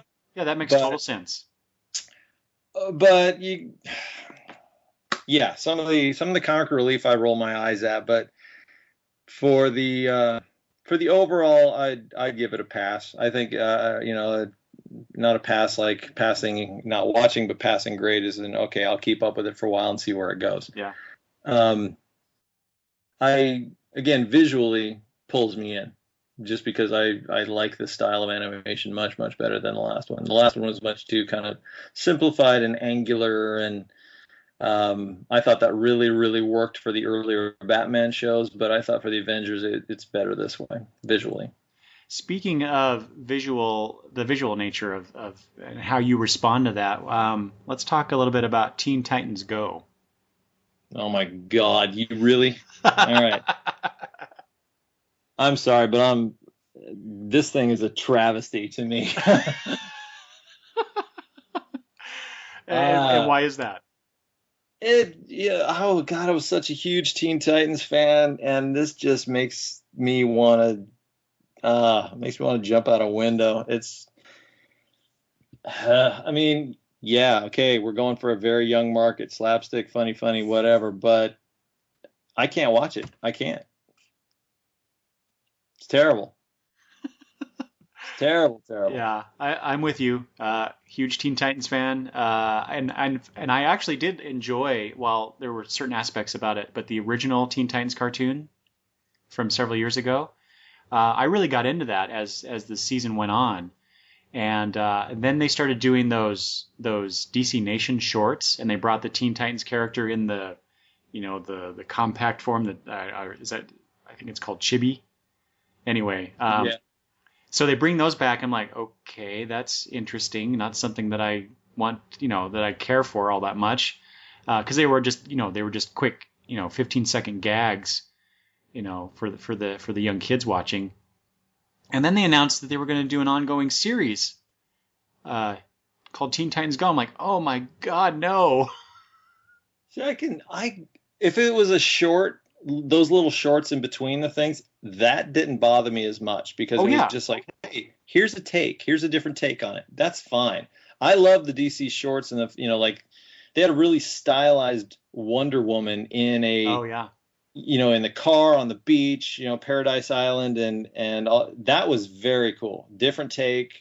I'm all about that. That's great. But an ongoing series of watching, their eyes turn into little hearts and their mouths open up wide enough and birds fly out of it, and all of this little stuff. It's just not my cup of tea. You know yeah, what I mean? definitely, So definitely. I I want, if I'm going to watch a hero thing, I want the heroes to kind of be heroic, not like Pokemon. So, and sorry to all you Pokemon fans, I'm not a Pokemon fan. Um, it's just not my thing. Yeah. I tried to watch it. I recorded a few and watched again, and then I've been clicking through and like, all right, I'll try it again, and I get the same reaction every time. It's like, God, this is terrible, Yeah. terrible, Yeah. terrible. So You know, Starfire's got some kind of slug for a pet, yeah. and Robin is like a obsessive compulsive, just yeah, it's just weird. It's just I can't do it. Can't do it. So here's the bad thing for me. My girls love it. Well, of course they do. They love it, and they're like, "Can we watch Teen Titans Go? No, wouldn't you rather watch Beware the Batman?" No, Teen Titans Go. Well, but look at the age bracket. Yeah, yeah, yeah. So what I do is I let them watch it, and then I do other things in the room. I read comics, or I'll whatever. I'll get on Twitter. Yeah. But so I'm cognizant of what they're watching, and sometimes I have to admit I kind of get drawn in. What's really interesting is looking at the backgrounds of the scenes in the show, because you see elements of the DC universe. That is the only thing that I will say that kept me trying again and again was the little eggs that you would see in there. Like, they'd be flying past something and you'd see Batman on a ship fishing with Commissioner Gordon. Yeah, right? exactly. Yeah, it's those things are cool. Little things like that would okay, that was kind of cool. So that's what would bring me back to trying again. But yeah, I've tried and I can't. No, yeah. In fact, we still have some on the DVR that the girls will watch, but I actually deleted the timer. Oh. So eventually we'll get done, and they'll say, "Well, can we watch more?" I'm like, "Oh, I'm sorry, that it's all gone. There's no more." I'm sorry. I feel bad, but it's so the save until erase has been changed. Sorry. Okay, let's get to the main event as far as TV goes. Let's see. So Marvel's Agents of S.H.I.E.L.D. debuted at the time of this recording a couple weeks ago. And you and I have both watched the pilot episode and the second episode. Yep. And so we're just gonna run through mostly the pilot episode. We'll talk about the second episode, I'm sure, as it relates to the characters and the universe the world that they're starting to build here. But I want to focus mostly on the pilot and relate that back to the Avengers movie and the Marvel Cinematic Universe, so to speak. So. Okay. Marvel's Agents of S.H.I.E.L.D. And by the way, this is one of the very few new TV shows that's coming out this season that I actually plan to actively watch. There's a lot of things coming out on TV that I don't watch a lot of TV. You know, despite the fact that we just talked about a bunch of cartoons, I do watch all those. Apparently, I can't get out of my childhood, but this is one of the new shows that I actually want to watch. So this is spinning out of essentially, you know, from a non-comic book familiar audience. This appears to be coming out of the Avengers movie, and the appearance of S.H.I.E.L.D. in the Iron Man movies and other movies as well, starring Clark Gregg as Agent Phil Coulson, who has appeared in many of the Marvel movies. Let's see, Ming-Na Wen as Melinda May, Brett Dalton as Grant Ward, Chloe Bennett as Skye, Ian, I hope I'm going to pronounce this correctly, DeCastecker as Leo Fitz, and Elizabeth Henstridge as Gemma Simmons. So the pilot episode was directed by Joss Whedon, written by Joss Whedon, his brother Jed Whedon, and Joss's sister-in-law Marissa Tancherone, who it appears to me that Jed and Marissa are kind of like the showrunners.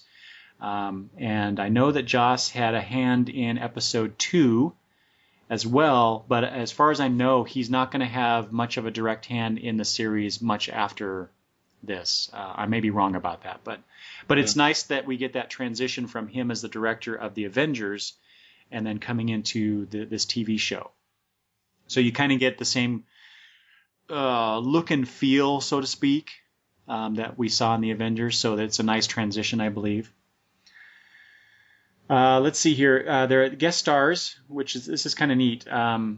You get J. August Richards as Mike Peterson, who is the focus. I won't quite say he's the bad guy of the show, but he is an antagonist, if you will. And he's also a Joss Whedon series alum. He used to be on the series Angel for many years. And Ron Glass makes an appearance as Dr. I believe it's Stryton.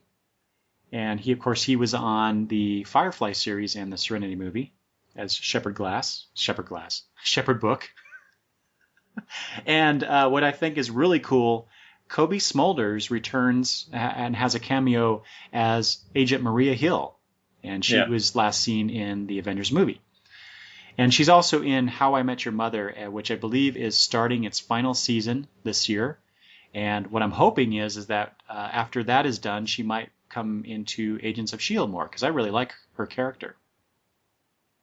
No, I do too. Okay, so that's the who and the what. So Greg, just real quick, what is your just kind of general impression of Agents of S.H.I.E.L.D. so far? And then we'll talk about specifics. I think it should be called Disney's Agents of S.H.I.E.L.D. Okay, go on. I when this was announced, I was like, oh God, I was excited, right? And I love Phil Coulson, love the character, think he's great. I think he's probably one of the most comfortable people on, in the show. He's played his character a few times, so he knows who he is, and he plays the character well. Some of the other characters don't feel real, in my opinion. I know you wanted a direct overview. I would give this thing a C+ so far. Okay. You want me to get specific? Well, let's talk through the plot and then talk about specifics of character as we get to those in the plot. Okay. And I'll agree with you. I think this pilot was C+, maybe a B- at best. Yeah. For me, and same thing with you. As with you, I was really excited when they announced this, especially when I found out that Joss Whedon would have a direct hand in the first part of the development of it. So I'm just gonna run through the plot, the various beats of the plot, and then just chime in anytime you want, Greg, as far as what we're talking about at the moment. Okay. Okay, so the pilot episode, which is just titled Pilot, starts off with the opening scene, which is basically just a bunch of with Sky's voiceover. You don't know who this is yet, but it's Sky, and it's her voiceover talking about how basically S.H.I.E.L.D. is covering up what's going on, and what you see is a bunch of kind of grainy sort of film shots of stuff from the Avengers. So you see Iron Man, you see the Hulk. There's probably some other things that I've forgotten about. But it's setting up Sky as this counter group to S.H.I.E.L.D. And then we meet Mike, although we don't know who this is yet, and we find out eventually that he's an out-of-work factory worker, and his son, Ace, and they're just talking there. Mike is looking for work. Ace is looking at a store window that's got a bunch of action figures of the Avengers in it, which I thought that was, it's a media tie-in thing, but I thought it was kind of cool that in this world, in the Marvel Cinematic Universe, which I think would happen in our world, Greg, is that if superheroes started flying around and saving the world, somebody's going to try and make money off of it some way. Oh God, yeah. You bet. They'd be signed to deals with Pepsi and Coke. That's right. Yeah. So I thought that was a nice touch. I liked it. I like that aspect of it. That was pretty cool. And then a nearby building explodes, and so Mike runs off to help and tells his son to stay there. And then Mike goes into this alley. And then he starts climbing up the side of the building by punching his hands and feet through the brick wall, which I thought that was kind of neat. Mm-hmm. And my first thought was, Greg, is this supposed to be Power Man? That was my first thought too. Okay, good. Is this going to be Luke Cage? And Yep. But unfortunately, it's not. Oh, I should mention. So he, like I said, he plays Mike Peterson, and I didn't know this. I found this out when I was doing some research. So Mike Peterson actually is a Marvel Comics character. He was the best friend of the character called Slapstick. Are you familiar with that character or that series? No, I'm not. It came out in the early 90s, I believe, and yeah, I had no idea. So anyway, there's a tie-in. So there's one of your Easter eggs. Okay. Okay, so Mike runs into the building. He saves a woman, and you could hear her screaming, "Help me, help me! I'm up here!" And he jumps down. I think it's like 3 or 4 stories. He jumps down. So obviously the guy is super powered. And here's an interesting thing I thought. What does this say about us, Greg? Where there's this explosion, someone's screaming for help, and everybody in the street is just standing there filming it on their phones. Oh yeah, that's today, man. Yeah, I know. It's horrible. Yeah. That's what today is. Yeah. Get it on film. That's right. Everybody's got a camera. So anyway, like I said, Mike jumps down, saving the. He puts her down gently. Although I have to say that shot of him jumping down and landing with the woman the way that he landed, I thought, wouldn't he break her back or hurt her worse by the way he landed? It looked kind of odd. I know it's superhero comics put onto TV, but come on, it's anyway. Yeah, well, and again, the effects are going to be less so than they would be in a film production. Yes, but and I'm glad you said that because I want to touch on that later as one of the criticisms of the show. So anyway, he saves the woman, puts her down, but this young woman who was shown earlier filming is right there filming him, put her down, and he runs off. And of course, we find out later, this is Sky. Anyway, so we cut to Agent Ward, who is supposed to be retrieving some sort of package, and he's told that the mission is to be aborted because Rising Tide, whom we met in a way in the voiceover at the beginning, has posted the location of the package for everyone to know. So all these people are supposedly going to converge where Agent Ward was going to go to retrieve this package. This is where we get some cool, I thought, S.H.I.E.L.D. tech. Agent Ward has this what do you call it? Napkin. Fingerprint scanner. Yeah. So it just looks like a piece of cloth on this platter, and he goes and picks up the wine glass of this guy, and rolls the glass on the napkin, and it gets the prints of the guy holding the glass. Although I thought it was, again, I'm being really nitpicky here, but the way he rolled it on there, that's not a way you hold that kind of a wine glass. So the fact that he got, basically a handprint, or if you hold your hand up, that's the fingerprints he got. And that does not work. I'm sorry. That's true.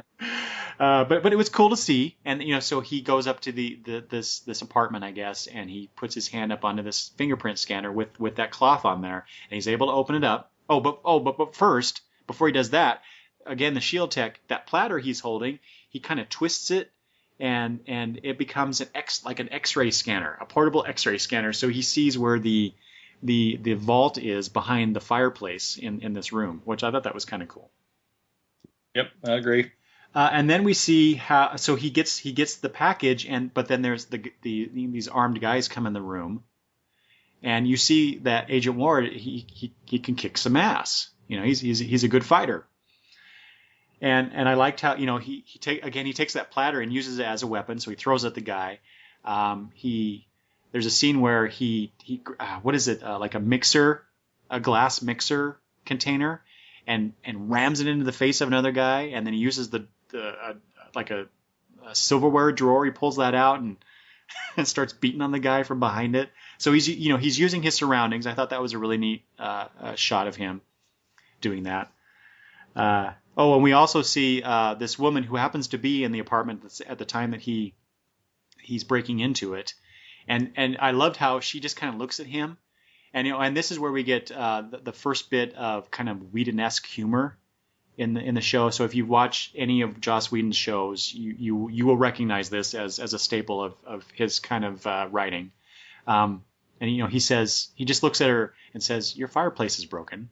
And that's when the guys burst in and the fight ensues. But she just gives him this kind of disgusted look and walks off. Like, this happens all the time to her, and she's had enough of it. Oh, yeah. Doesn't seem to be all that riled up about it. No, she doesn't. Let's see. Then we go to Ward leaves with this thing and is being debriefed by Maria Hill, who shows up and asks him, "What does S.H.I.E.L.D. mean?" And he gives a pithy response. He says, well, S.H.I.E.L.D. is Strategic Homeland Intervention Enforcement and Logistics Division. And, I guess someone just wanted to spell S.H.I.E.L.D. That's his response. But really, and, he gets serious after Maria Hill gives him that look. Basically, it's the line between the world and the really weird in the world. The really weird stuff. So the package turns out to be a Chitauri neural link. So here we get the first really connection to the Avengers movie, because the Chitauri were the alien invaders from the movie. Maria Hill explains that this is the new world, and all these people have access to tech, formulas, etc. that they are not ready for. And which presumably, I guess, S.H.I.E.L.D. is there to protect them from, or just to protect them from the use of those things. They talk about Coulson and how Coulson is dead. Ward says that, and then all of a sudden, this is another great kind of Whedon-esque bit where Coulson just walks out from behind Ward from the shadows and says, "Welcome to level 7." What did you think of the way that Coulson came into the show like that? I actually really liked it. The fact that he went, it's dark in that corner. I think there's a light out. I thought that aspect was very funny. Yeah. And again, it's just like, I talk about him being comfortable in his role. That was a good moment of that. It just felt natural coming from him. I thought he delivered it well. And It wasn't corny. It was just funny. And what do you think about Agent Ward so far? Hate him. Don't like him. I think he's plastic. I think he. I think he's a cardboard cutout, in my opinion. Yeah, I kind of had the same reaction. He seems very stiff. But then again, he's also talked about and presented as a character who works alone. He doesn't work well with others. There's a scene actually that comes next where Coulson and uh, Hill are talking about him. No, Coulson is talking to Ward, looking at Maria Hill's notes about Ward, and there's some mention about, gosh, what is it? About his family history. Yeah. So there's, I'm sure they're starting to lay the seeds for a backstory for Ward and for some of the other characters as we go on here. But yeah, he was the first one. Like, wow. So they start off with the action bit with this guy, which was really cool. But then you actually get him talking, and I don't know if it's the actor's delivery or if it's the lines he's given or the direction he was given, but it just didn't feel right. It didn't fit. Yeah, I agree completely. I don't think he was believable. I felt like he was, like I was saying, Coulson is so natural and he feels natural. And this guy, no matter how stiff you are, you're a loner, you're whatever, he didn't feel real. He didn't, he felt like an actor. So Yeah, that's a good way to put it. I didn't buy into his character. So I instantly was put off by him, but like I said, I just I didn't believe it, so I kept going, but I wasn't a fan of him. I'm still not. Okay. Okay, so we get a scene of Ward, Coulson, and Hill kind of walking through some S.H.I.E.L.D. facility.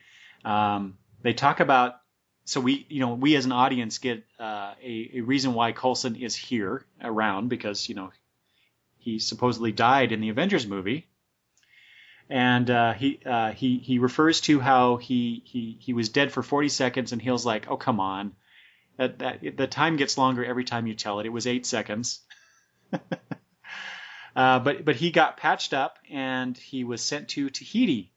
And this is where we get a reference to Tahiti. And then we get multiple references to Tahiti as a magical place. Coulson says it at least twice, if not 3 times.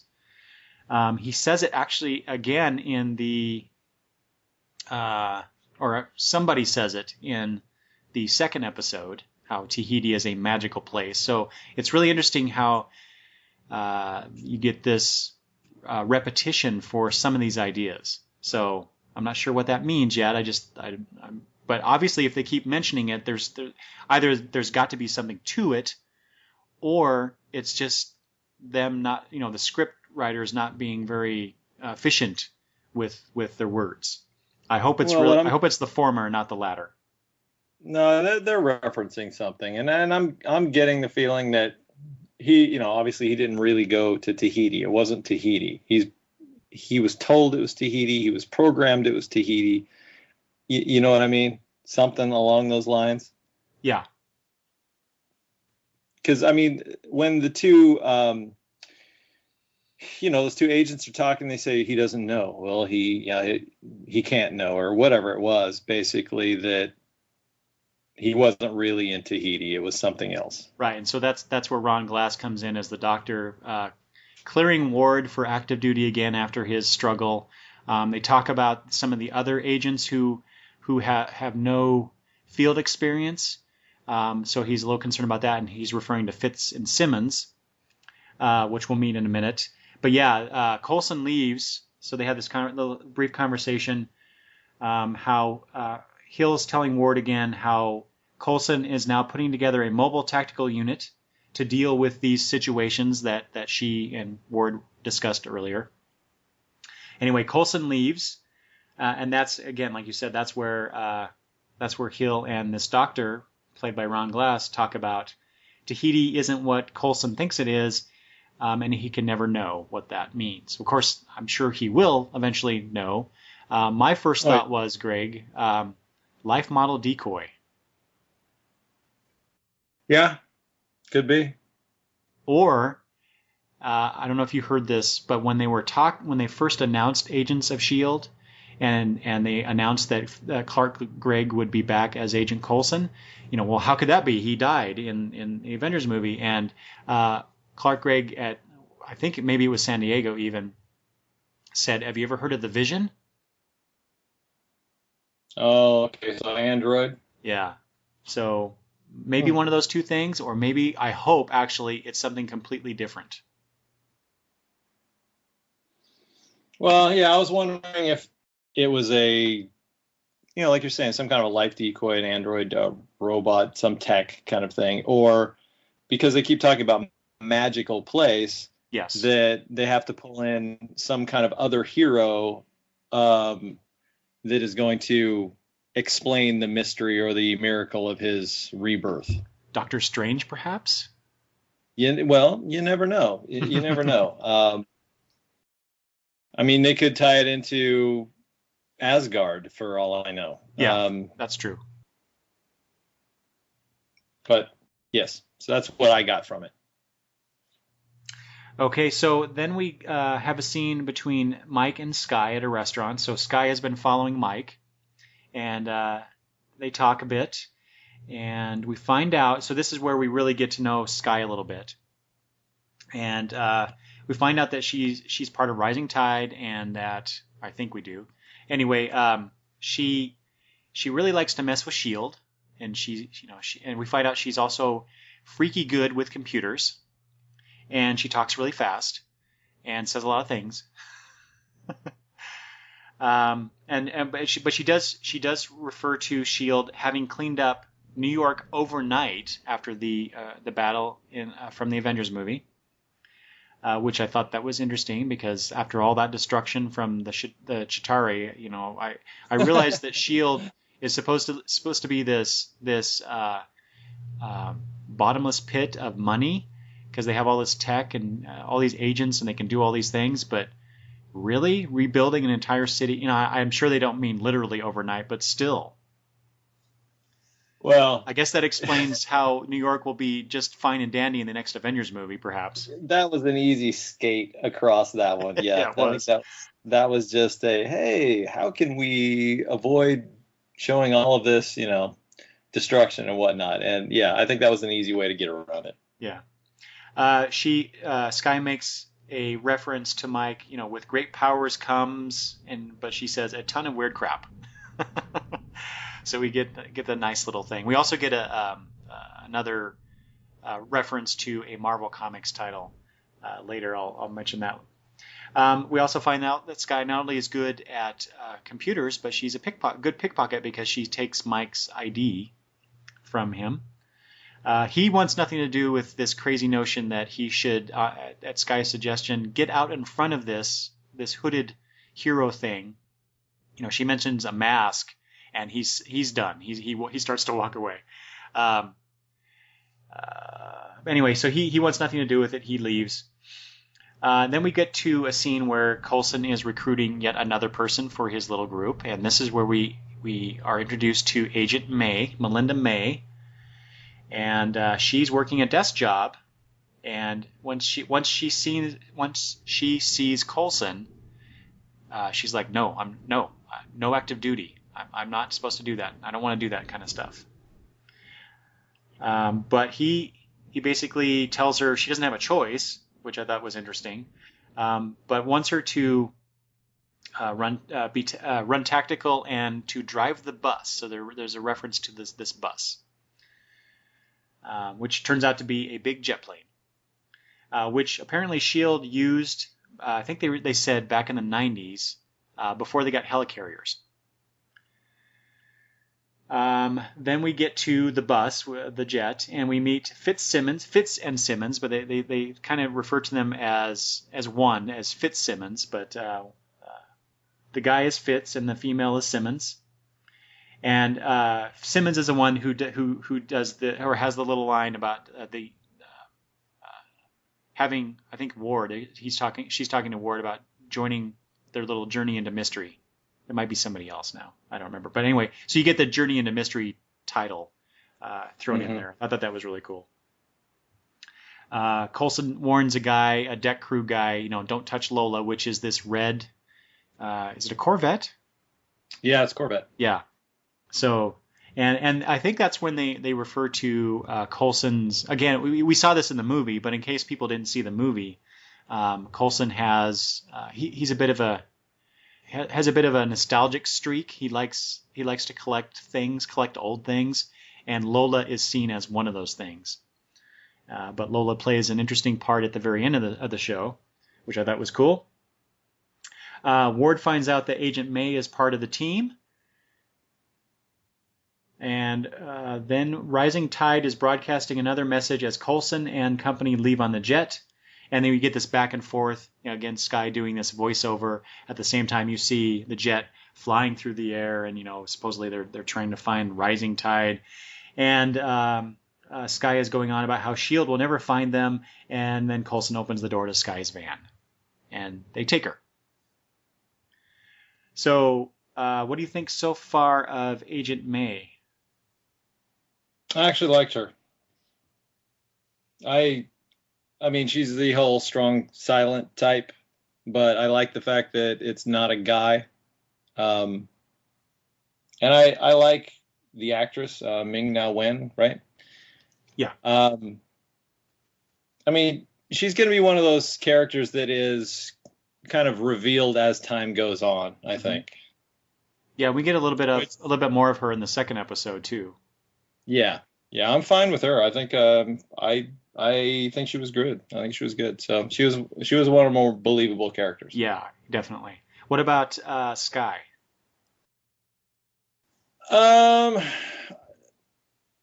She's okay. She's okay. I liked her a whole lot better than Grant Ward.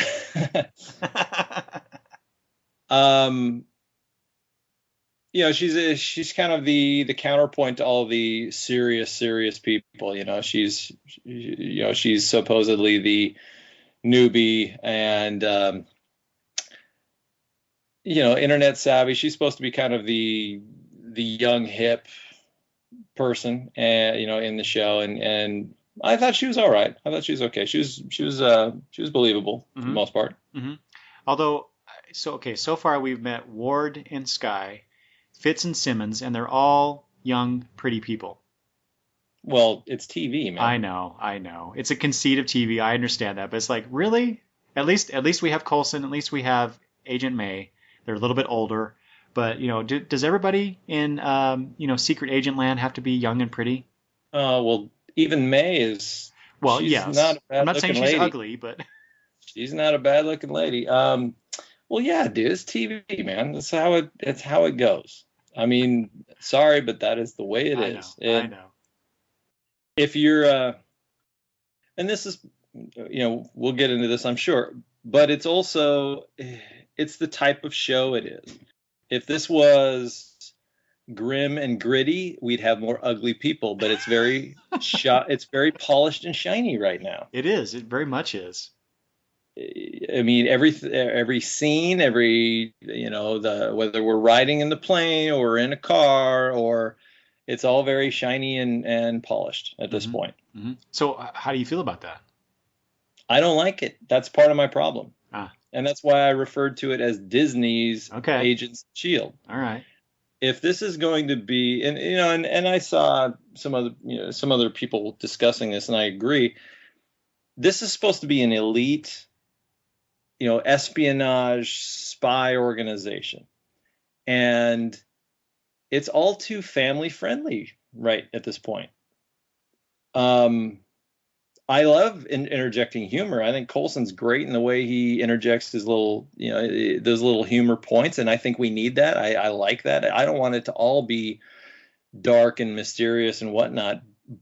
We have to have those points, but this is supposed to be an agency that handles the problems that people can't handle. And more often than not, it's not going to be a friendly confrontation. So it just all feels very kind of friendly right now. And we're all big, happy, shiny, oh, we all have our little differences, but we all get along because we're a happy family, and it needs to be more than that, I think. Yeah. Yeah. Okay. Let's see. So they end up taking Sky back to the jet and start to interrogate her because they want to find Mike. So apparently this is their first mission as a group. Um, and Coulson feels very strongly that they need to find Mike and help him because there's others out there that probably might try to take advantage of him in some way. Doesn't it seem odd to you that they can't find Mike on their own? Yeah. I mean, this is S.H.I.E.L.D. for Christ's sake. Well, yeah, the fact that Sky, and they talk about this during the interrogation, they need her because her encryption is so good that S.H.I.E.L.D. can't break it, and not only that, but she broke into S.H.I.E.L.D.'s infrastructure with a laptop that she won on a bet from a van. Yeah. So, okay, that tells us she's really good, and or S.H.I.E.L.D. is S.H.I.E.L.D. really bad. sucks. Right. Yeah. And I know that they were going for the she's amazing. She's a computer genius. I get it. But the fact that they could find this computer genius in a van parked in an alley, and they can't find the guy that is not even trying to hide. Yeah. Yes. So yeah, they don't have like facial. I mean, sure, the video that they saw that Sky took, which is how they found her, because it had the same supposedly the same encryption code that they found when she broke into Shield computers.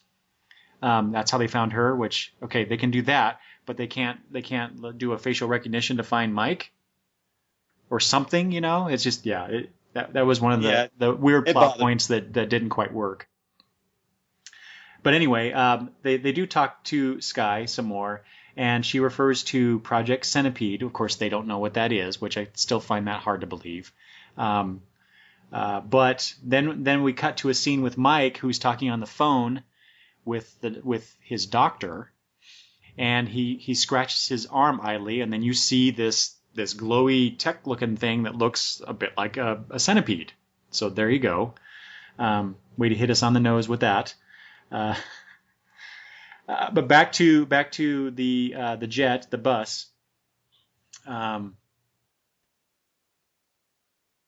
Coulson injects Ward with the truth serum, and then you get a funny scene between Ward and Sky because Coulson tells Sky, "Ask him whatever you want. Our secrets are here for you to know," which, okay, I understand, Coulson's playing with to a different beat of or to the beat of a different drummer here than perhaps other agents of S.H.I.E.L.D. would do. But, that the fact that they have a hacker in their command center, and Sky makes reference to this, maybe this is part of my plan.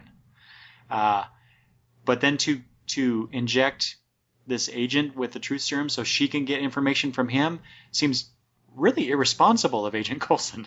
Yeah. Yeah, I thought that was interesting too. But, it does engender a bit of faith in Coulson from Sky. So she ends up helping them. But really only after Coulson shows her the video of Mike attacking his former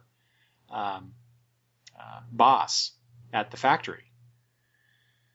Like I said, you get that funny scene between Ward and Sky, and he talks about his Gramsci, or just says that one word, which I thought, oh God, yeah, really, yeah, and the thing about him, trying to mask his pain in front of beautiful women, and then she takes off her jacket and kind of leans forward. Yeah, I'm like, okay, this is supposed to be a family show, but all right. But it was done, it wasn't that overt, but okay.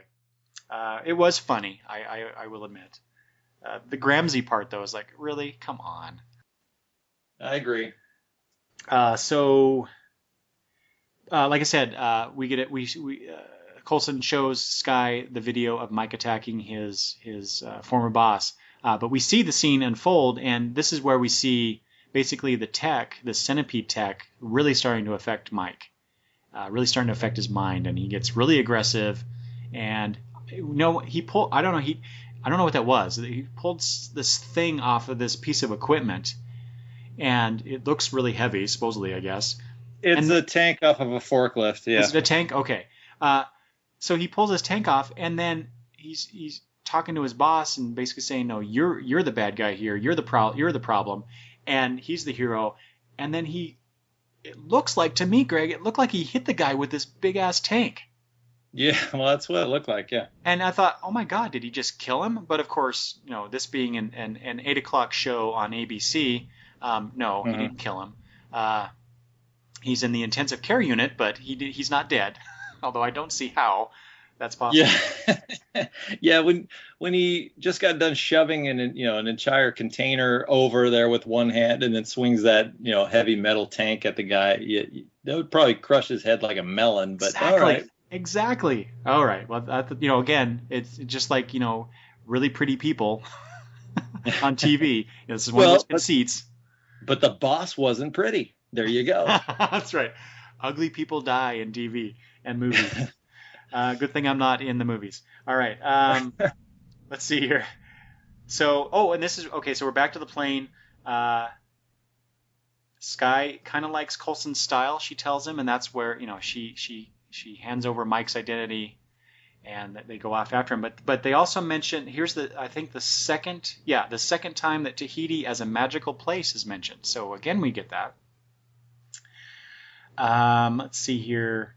Fitz is able to. This is where we talk about the S.H.I.E.L.D. tech. In an earlier scene to this, Fitz has the Fitz and Simmons and May go to the building that exploded to investigate it.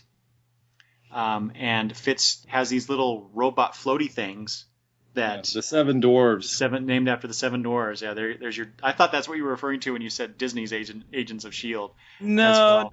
No, that that was a tie-in, and I actually didn't mind that tie-in. What I meant by Disney's was that everything is very clean and polished, and nobody seems to die. Yeah, and you're firing guns at people, and people don't get killed. There's no blood or very little. But anyway, so he has these things, and they're scanning the room, and they find a security camera. And so back to the plane, Fitz is able to pull some imagery off of the security camera, but he doesn't have the audio. But Sky has the audio. He tells him, or she tells him, and so Sky and May go back to her van to get the audio and sync it up so that they can figure out what was being said and what was going on. And they do that, and then you get, again, more Cooligan S.H.I.E.L.D. tech. They're able to holographically recreate the explosion, the security footage and the explosion, and that's when they find that the explosion was caused by another guy with the centipede stuff on his arm, and he had gone crazy. And that's when we get the reference to Extremis. Yep. Again, tying into Iron Man 3. So, did I ask you, what do you think of Fitzsimmons together? I'm not a fan. Really? It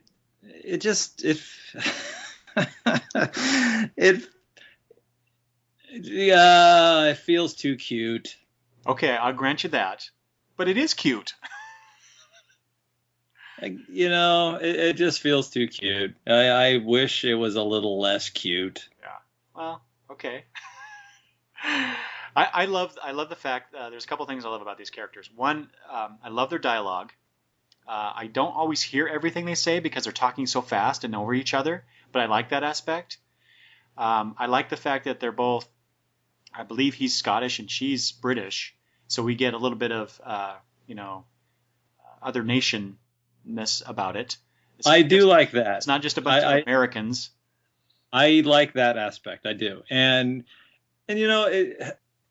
it's not that they're standard techie geek kind of thing. Like, okay, neither one of them can fight. They're both very lab rat kind of oriented.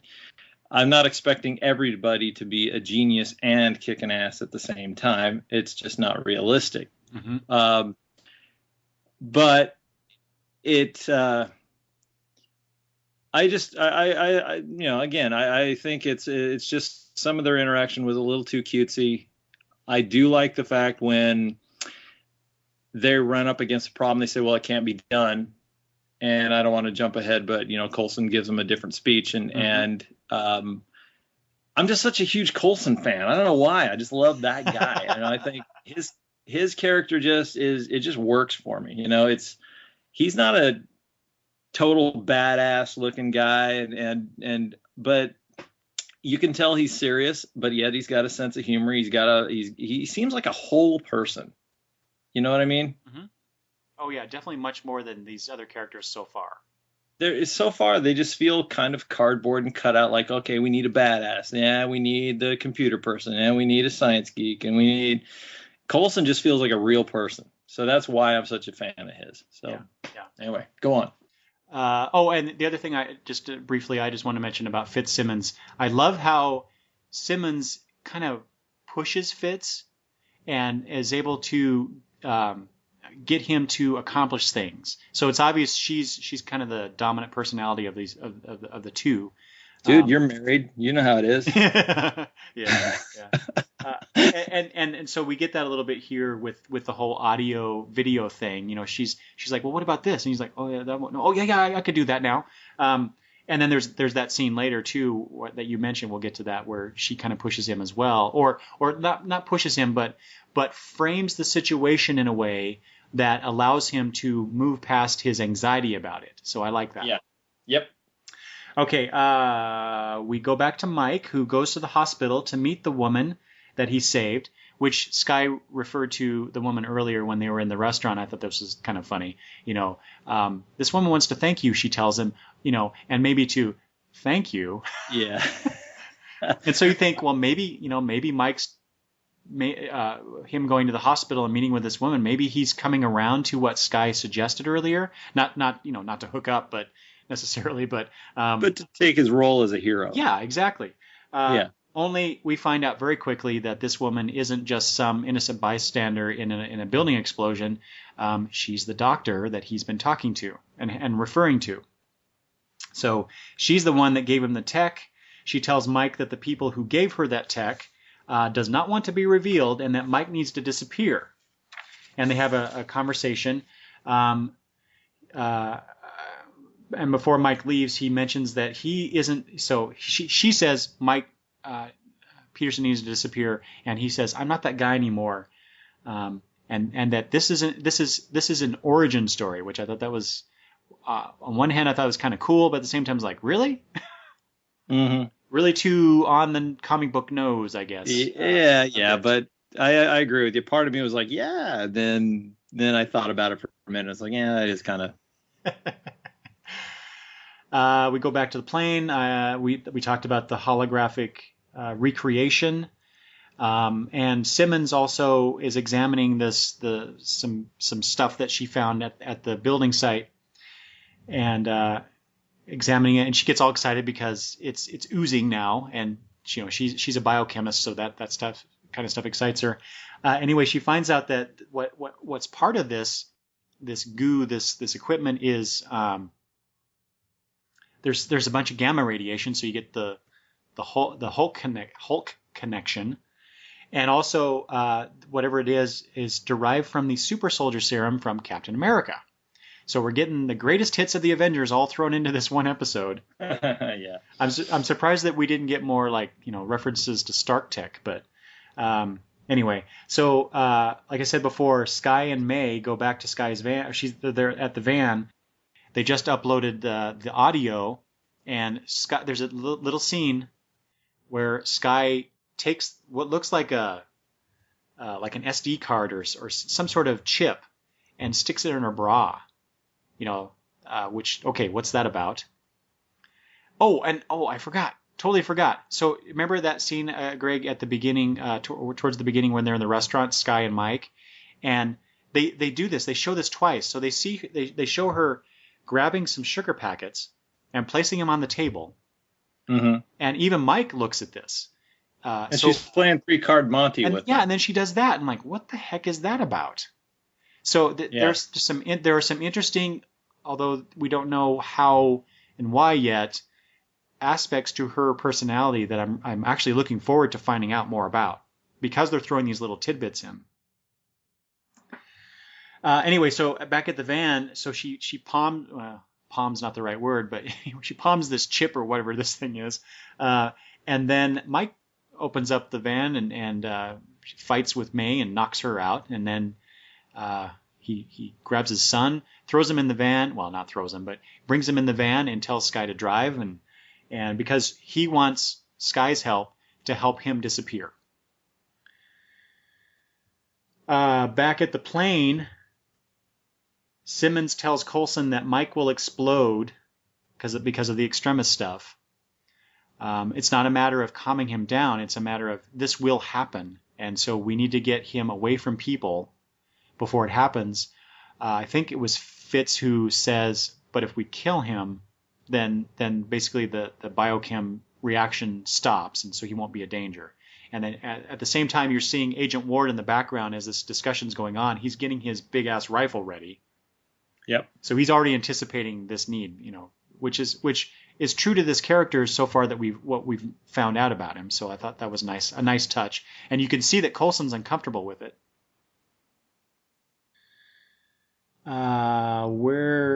Which makes me, you're the head of, you're one of the head guys at S.H.I.E.L.D. You're supposed to be probably killing people every day.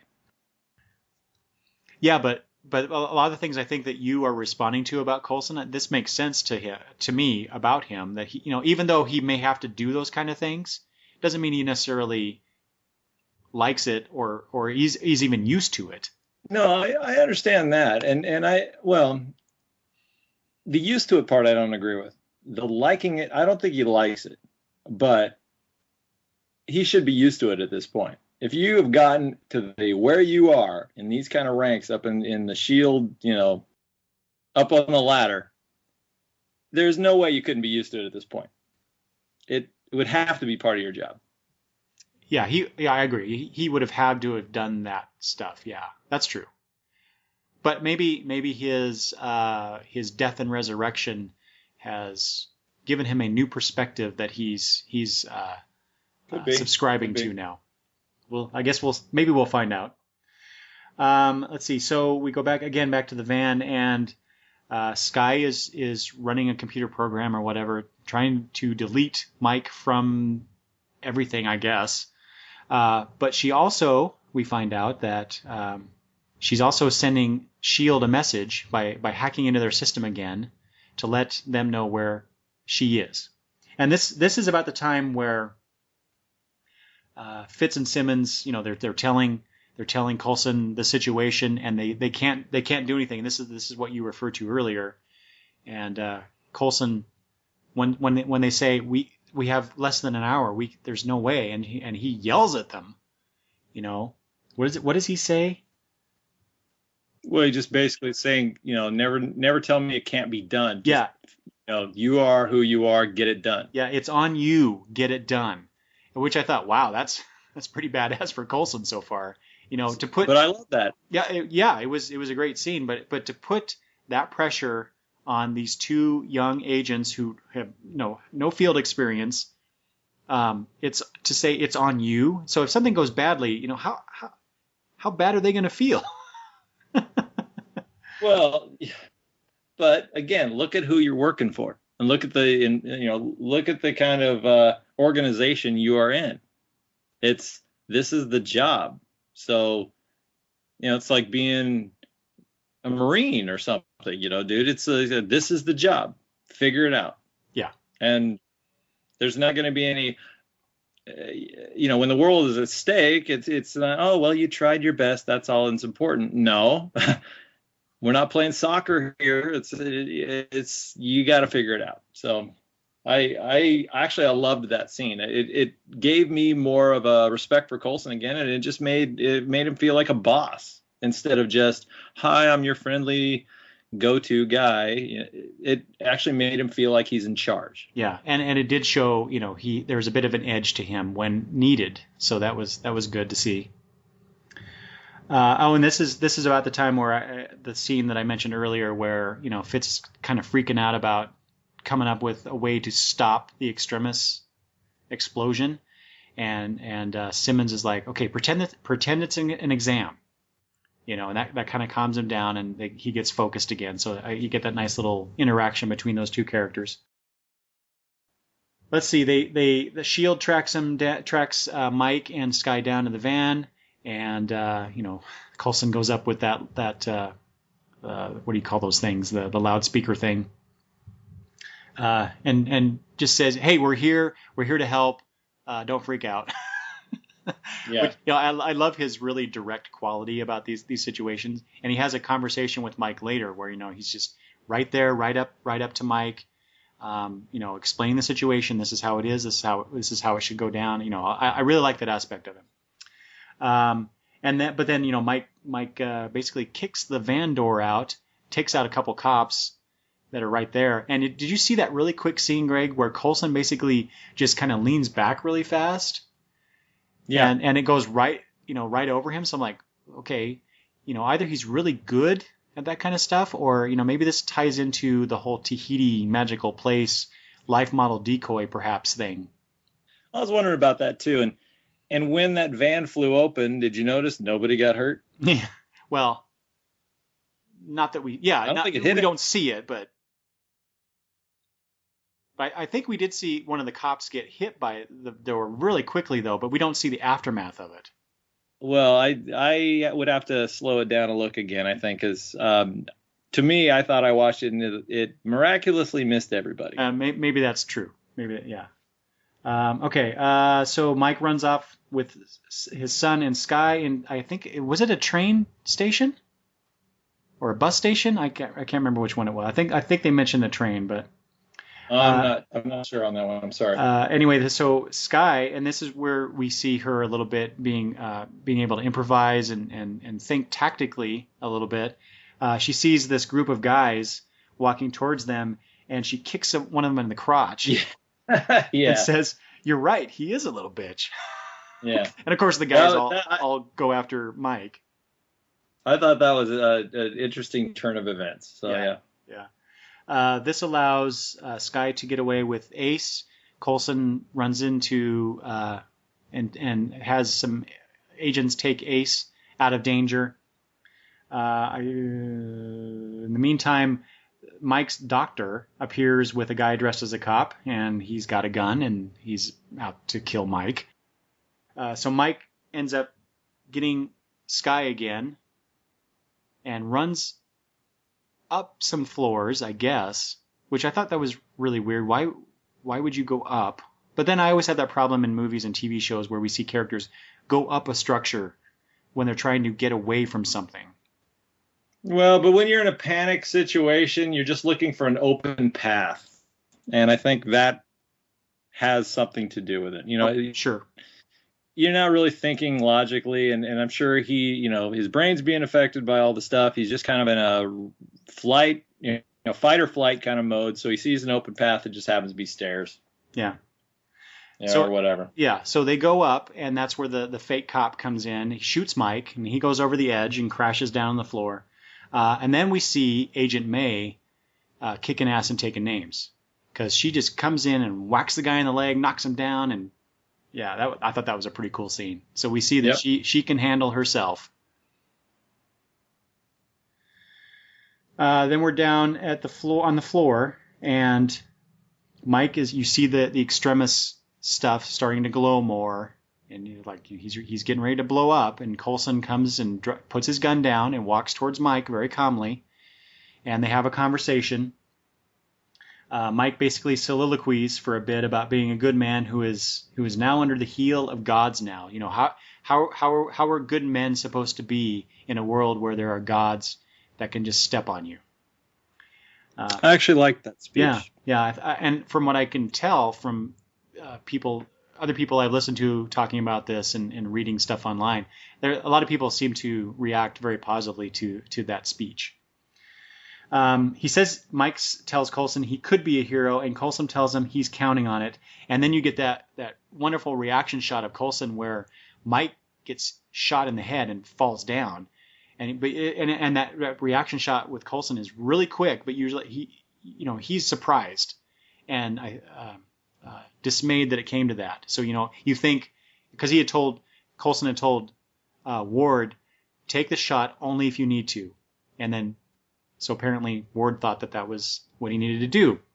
Right. Only, dun dun dun, he's not dead. Fitz and Simmons. It's Disney. Yeah, Fitz and Simmons came through magically. Maybe they went to Tahiti and got the cure, but came up with something and used a gun, a subcutaneous rifle thing that they mentioned at the very beginning of the show when we first are introduced to Fitz and Simmons. So Ward used that instead of his rifle. That's the end of that situation.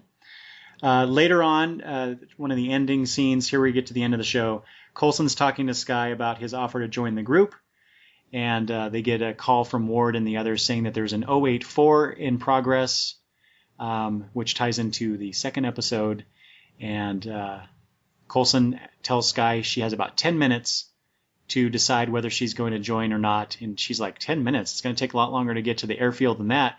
And that's when Lola turns into a S.H.I.E.L.D. flying car. Back to the future. No, it's back to S.H.I.E.L.D., man. Back to the future stole that. Hey, again, I like the show, but there was a few things. I'm sorry, the end where they shoot the guy in the head, and then they all look around at each other and they smile, and it's a very moment. And even the guy that shot him in the head, who is supposed to be the one guy that gets the job done alone, I don't need anybody. He even has the nice little smile. It just felt like, ABC family, It didn't feel S.H.I.E.L.D., it's like, why? And let me ask you this. If you had that loaded up in your gun, why the hell did you wait so damn long to shoot the guy? Why would you sit there and wait for the possible explosion of this guy in case he didn't calm down or Coulson wasn't able to do what he was able to do and you ended up anyway? Why the hell would you wait for 5 minutes before you shot the guy? Why didn't you just set it up, boom, take him down, you're going to heal him, everything is great? It made no sense. Well, no. I have an explanation for that, I think. I don't think that Ward had that in his rifle, because there's a scene where they cut to Ward focusing, pointing his rifle. You see the scope and everything on Mike, but it's his black rifle. Now, when they do when Mike gets shot and they go back to Ward, he's lifting up the silver gun. So what I think happened here is he's ready to shoot the guy with a bullet and kill him, but then Fitz and Simmons, unbeknownst to us, the audience, Fitz and Simmons shows up with that rifle with the thing that cures him. So that's why it went on that long. All right. That's my guess. I would have to go back and watch it because I didn't slow it down enough to catch that part, I guess. I was just thinking, oh, my God, why, So, and the flying cars, not that I have anything against flying cars, but it felt very the end of Back to the Future to me. Yeah. I'll grant you roads. We don't need roads. I still love the S.H.I.E.L.D. flying car thing, though. I love it. All right, let's real brief, Greg, because we're running long here. Yep. Let's talk about the second episode, 084. So Skye joins the team as I'm gonna breeze through this. Skye joins the team as a consultant. May and Ward aren't happy about it. Fitz and Simmons, they're okay. They like to be inclusive. Yep. We get another reference to Tahiti as a magical place. The mission is the 084, which is, they don't know what it means. It's just an unknown thing that they have to go investigate. So they find this anachronistic tech in an ancient Peruvian temple. So while Fitz and Simmons and Skye, who's feeling a bit useless in the situation, Fish out of water. Yeah. While they're doing that, May and Ward have a bit of a conversation, and Ward refers to her as the cavalry, and May gets pissed and says, "Don't ever call me that." And before we can find anything else, the Peruvian National Police show up, and there's a bit of a confrontation. Coulson goes outside, and it turns out that the leader, the Comandante, is an old friend of his. / lover. Yes, exactly. Comandante Reyes. But then rebels attack, and so the Peruvian government has been having trouble with rebels down there, and they attack. Ward just grabs the device, and Fitz and Simmons especially Fitz, is freaking out about this device because it contains some Tesseract tech. So we get, again, references to the Marvel movie universe. Anyway, they take off with it back in the plane. Reyes and a few of her team have joined them in trying to get away from the rebels. And it turns out that they are not there necessarily, just happen to be there. They're there to get the device and take over the plane, which forces May, Ward, Fitzsimmons, and Skye to work together to free themselves. They're chained up on the hangar deck, and Reyes is threatening Coulson that she'll drop them out the back of the hangar deck if he doesn't cooperate. But anyway, they get free and eventually take control of the plane, and all is good at the end of the episode. So there really isn't a whole lot going on in this second episode, but what it does do, and quite successfully, I think, is that it starts to bond the characters together to work as a team where they haven't done so thus far. Now, that might be a little too quick, but I think they really need to get to that point. And I hope that they don't just suddenly, in the third episode, they suddenly start working together seamlessly as a team. There should still be some confrontation and some conflict between them, but it was nice to see that them all working together. And yes, it is a bit, as you say, Disney's Agents of S.H.I.E.L.D. as well, because they seem to bond really quickly over the situation. Well, the moment of where Skye is talking about, 100 people, one person, might not have the solution, but 100 people with 1% of the solution, and, okay, I get all that. That was fine. But then when the agent uses the same kind of catch phrase when he's discussing how they were able to successfully rid them of the bad guys, again, it felt like a Disney moment. I did like the fact, how the agent popped her wrist to get out of the restraints. I thought that was an interesting little moment.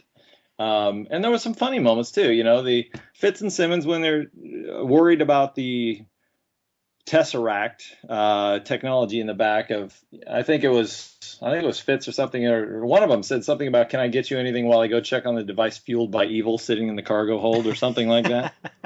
I thought that was pretty good.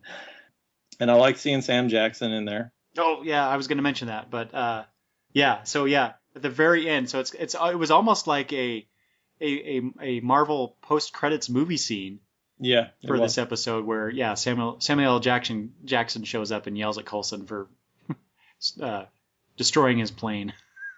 Yeah, and basically warns him, keep an eye on Skye, essentially.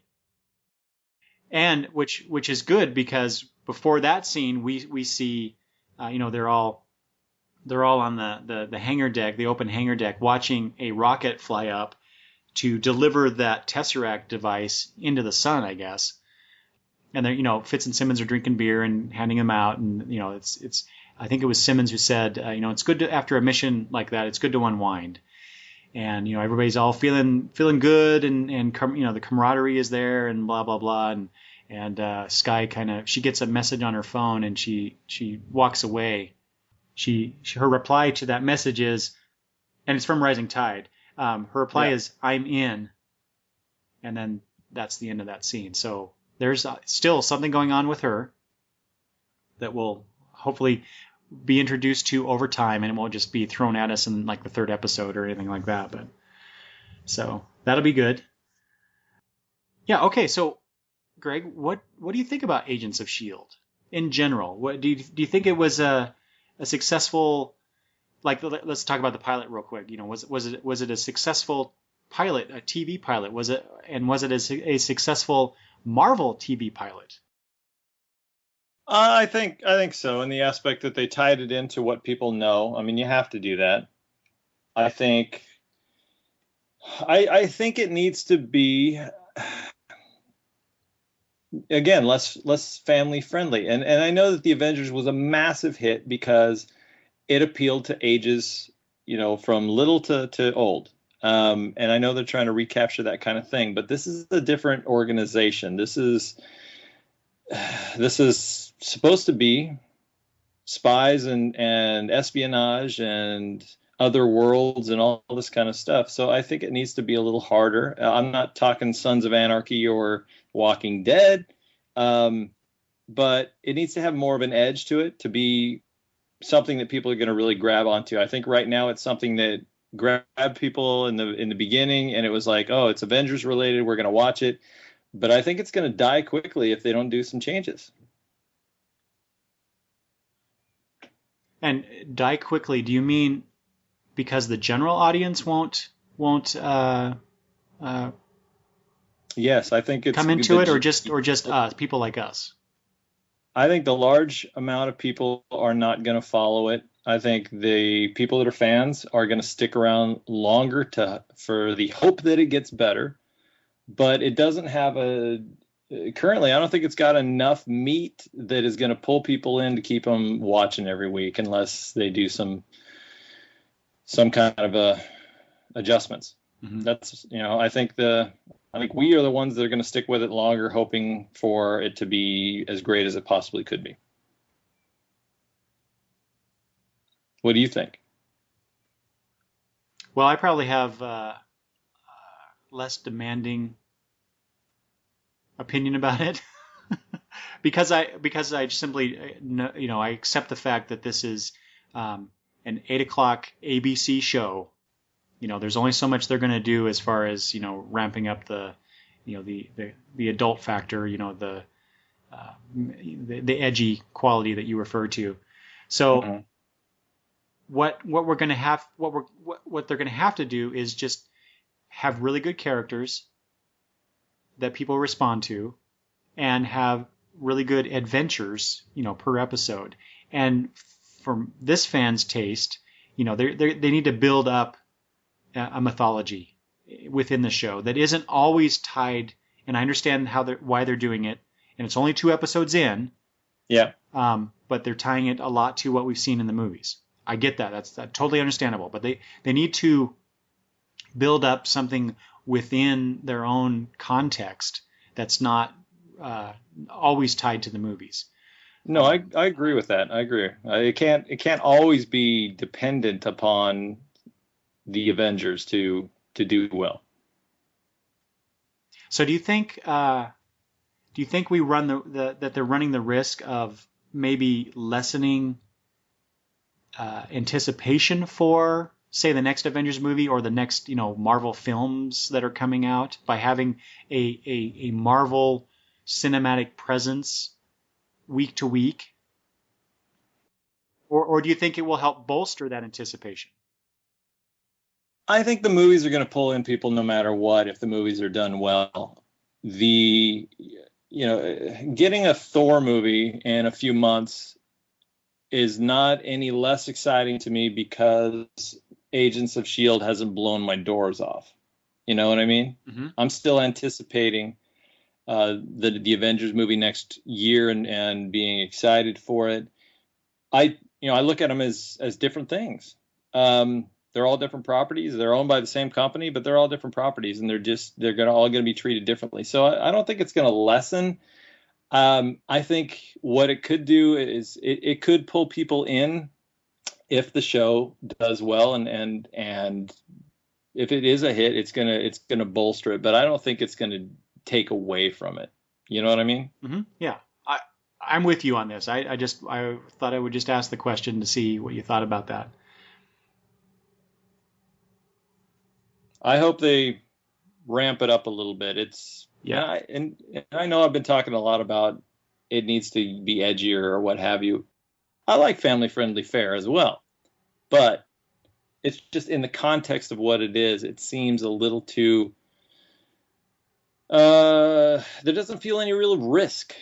I'm not worried about any of these characters. I'm not. I'm not worried about anybody really having any potential life-threatening issues to deal with. It just seems like everybody's always going to be fine. Mm-hmm. Well, maybe that'll be season 4 or 5 if we get there. Well, could be. Because just Joss Whedon shows are known for altering characters in a dramatic way, whether they're killed or not. During the run of the show that they're on. So. Well, and I loved, Firefly. I thought it was great. I loved Firefly. I wish it would have done it, longer. And I liked the way that he does take characters in different arcs. I just think if and I know he's not going to be directly involved very long with this, but I think they just need to be, a little more cognizant of not making everybody so cardboard. We have the smart guy, the tough guy, the geeky, we're filling in all of our slots here, and only a few people feel real. And when that happens, nobody's going to care. It's just disposable. You got to make somebody real. And in Coulson, we know from over several films, he feels more real because of that partially, but also because of the way he's portrayed. They just need to, I don't know, kind of dive into some of the characters a little deeper, a little quicker, I think, to really make me latch on. Mm-hmm. I mean, that said, I'm gonna watch it. Yeah. Well, I think they started down that path with that second episode a little bit. Yeah. Maybe not as much as we would like, but I think they're heading in the right direction so far. Mm-hmm. And like you, I'm looking forward to it. I can't wait to watch next week's episode to see what comes next. Oh yeah, definitely. And even after all the criticism, I'm still excited to see what happens next week. So if that tells you, you anything. Speaking of criticism, and we mentioned this earlier, but one of the things that I heard was as a criticism was that it wasn't to the like the special effects or just the overall look and feel of the show wasn't up to what we've seen in the Avengers. And I'm like, are you kidding me? That's a major motion picture. This is a weekly TV series. You cannot compare the two.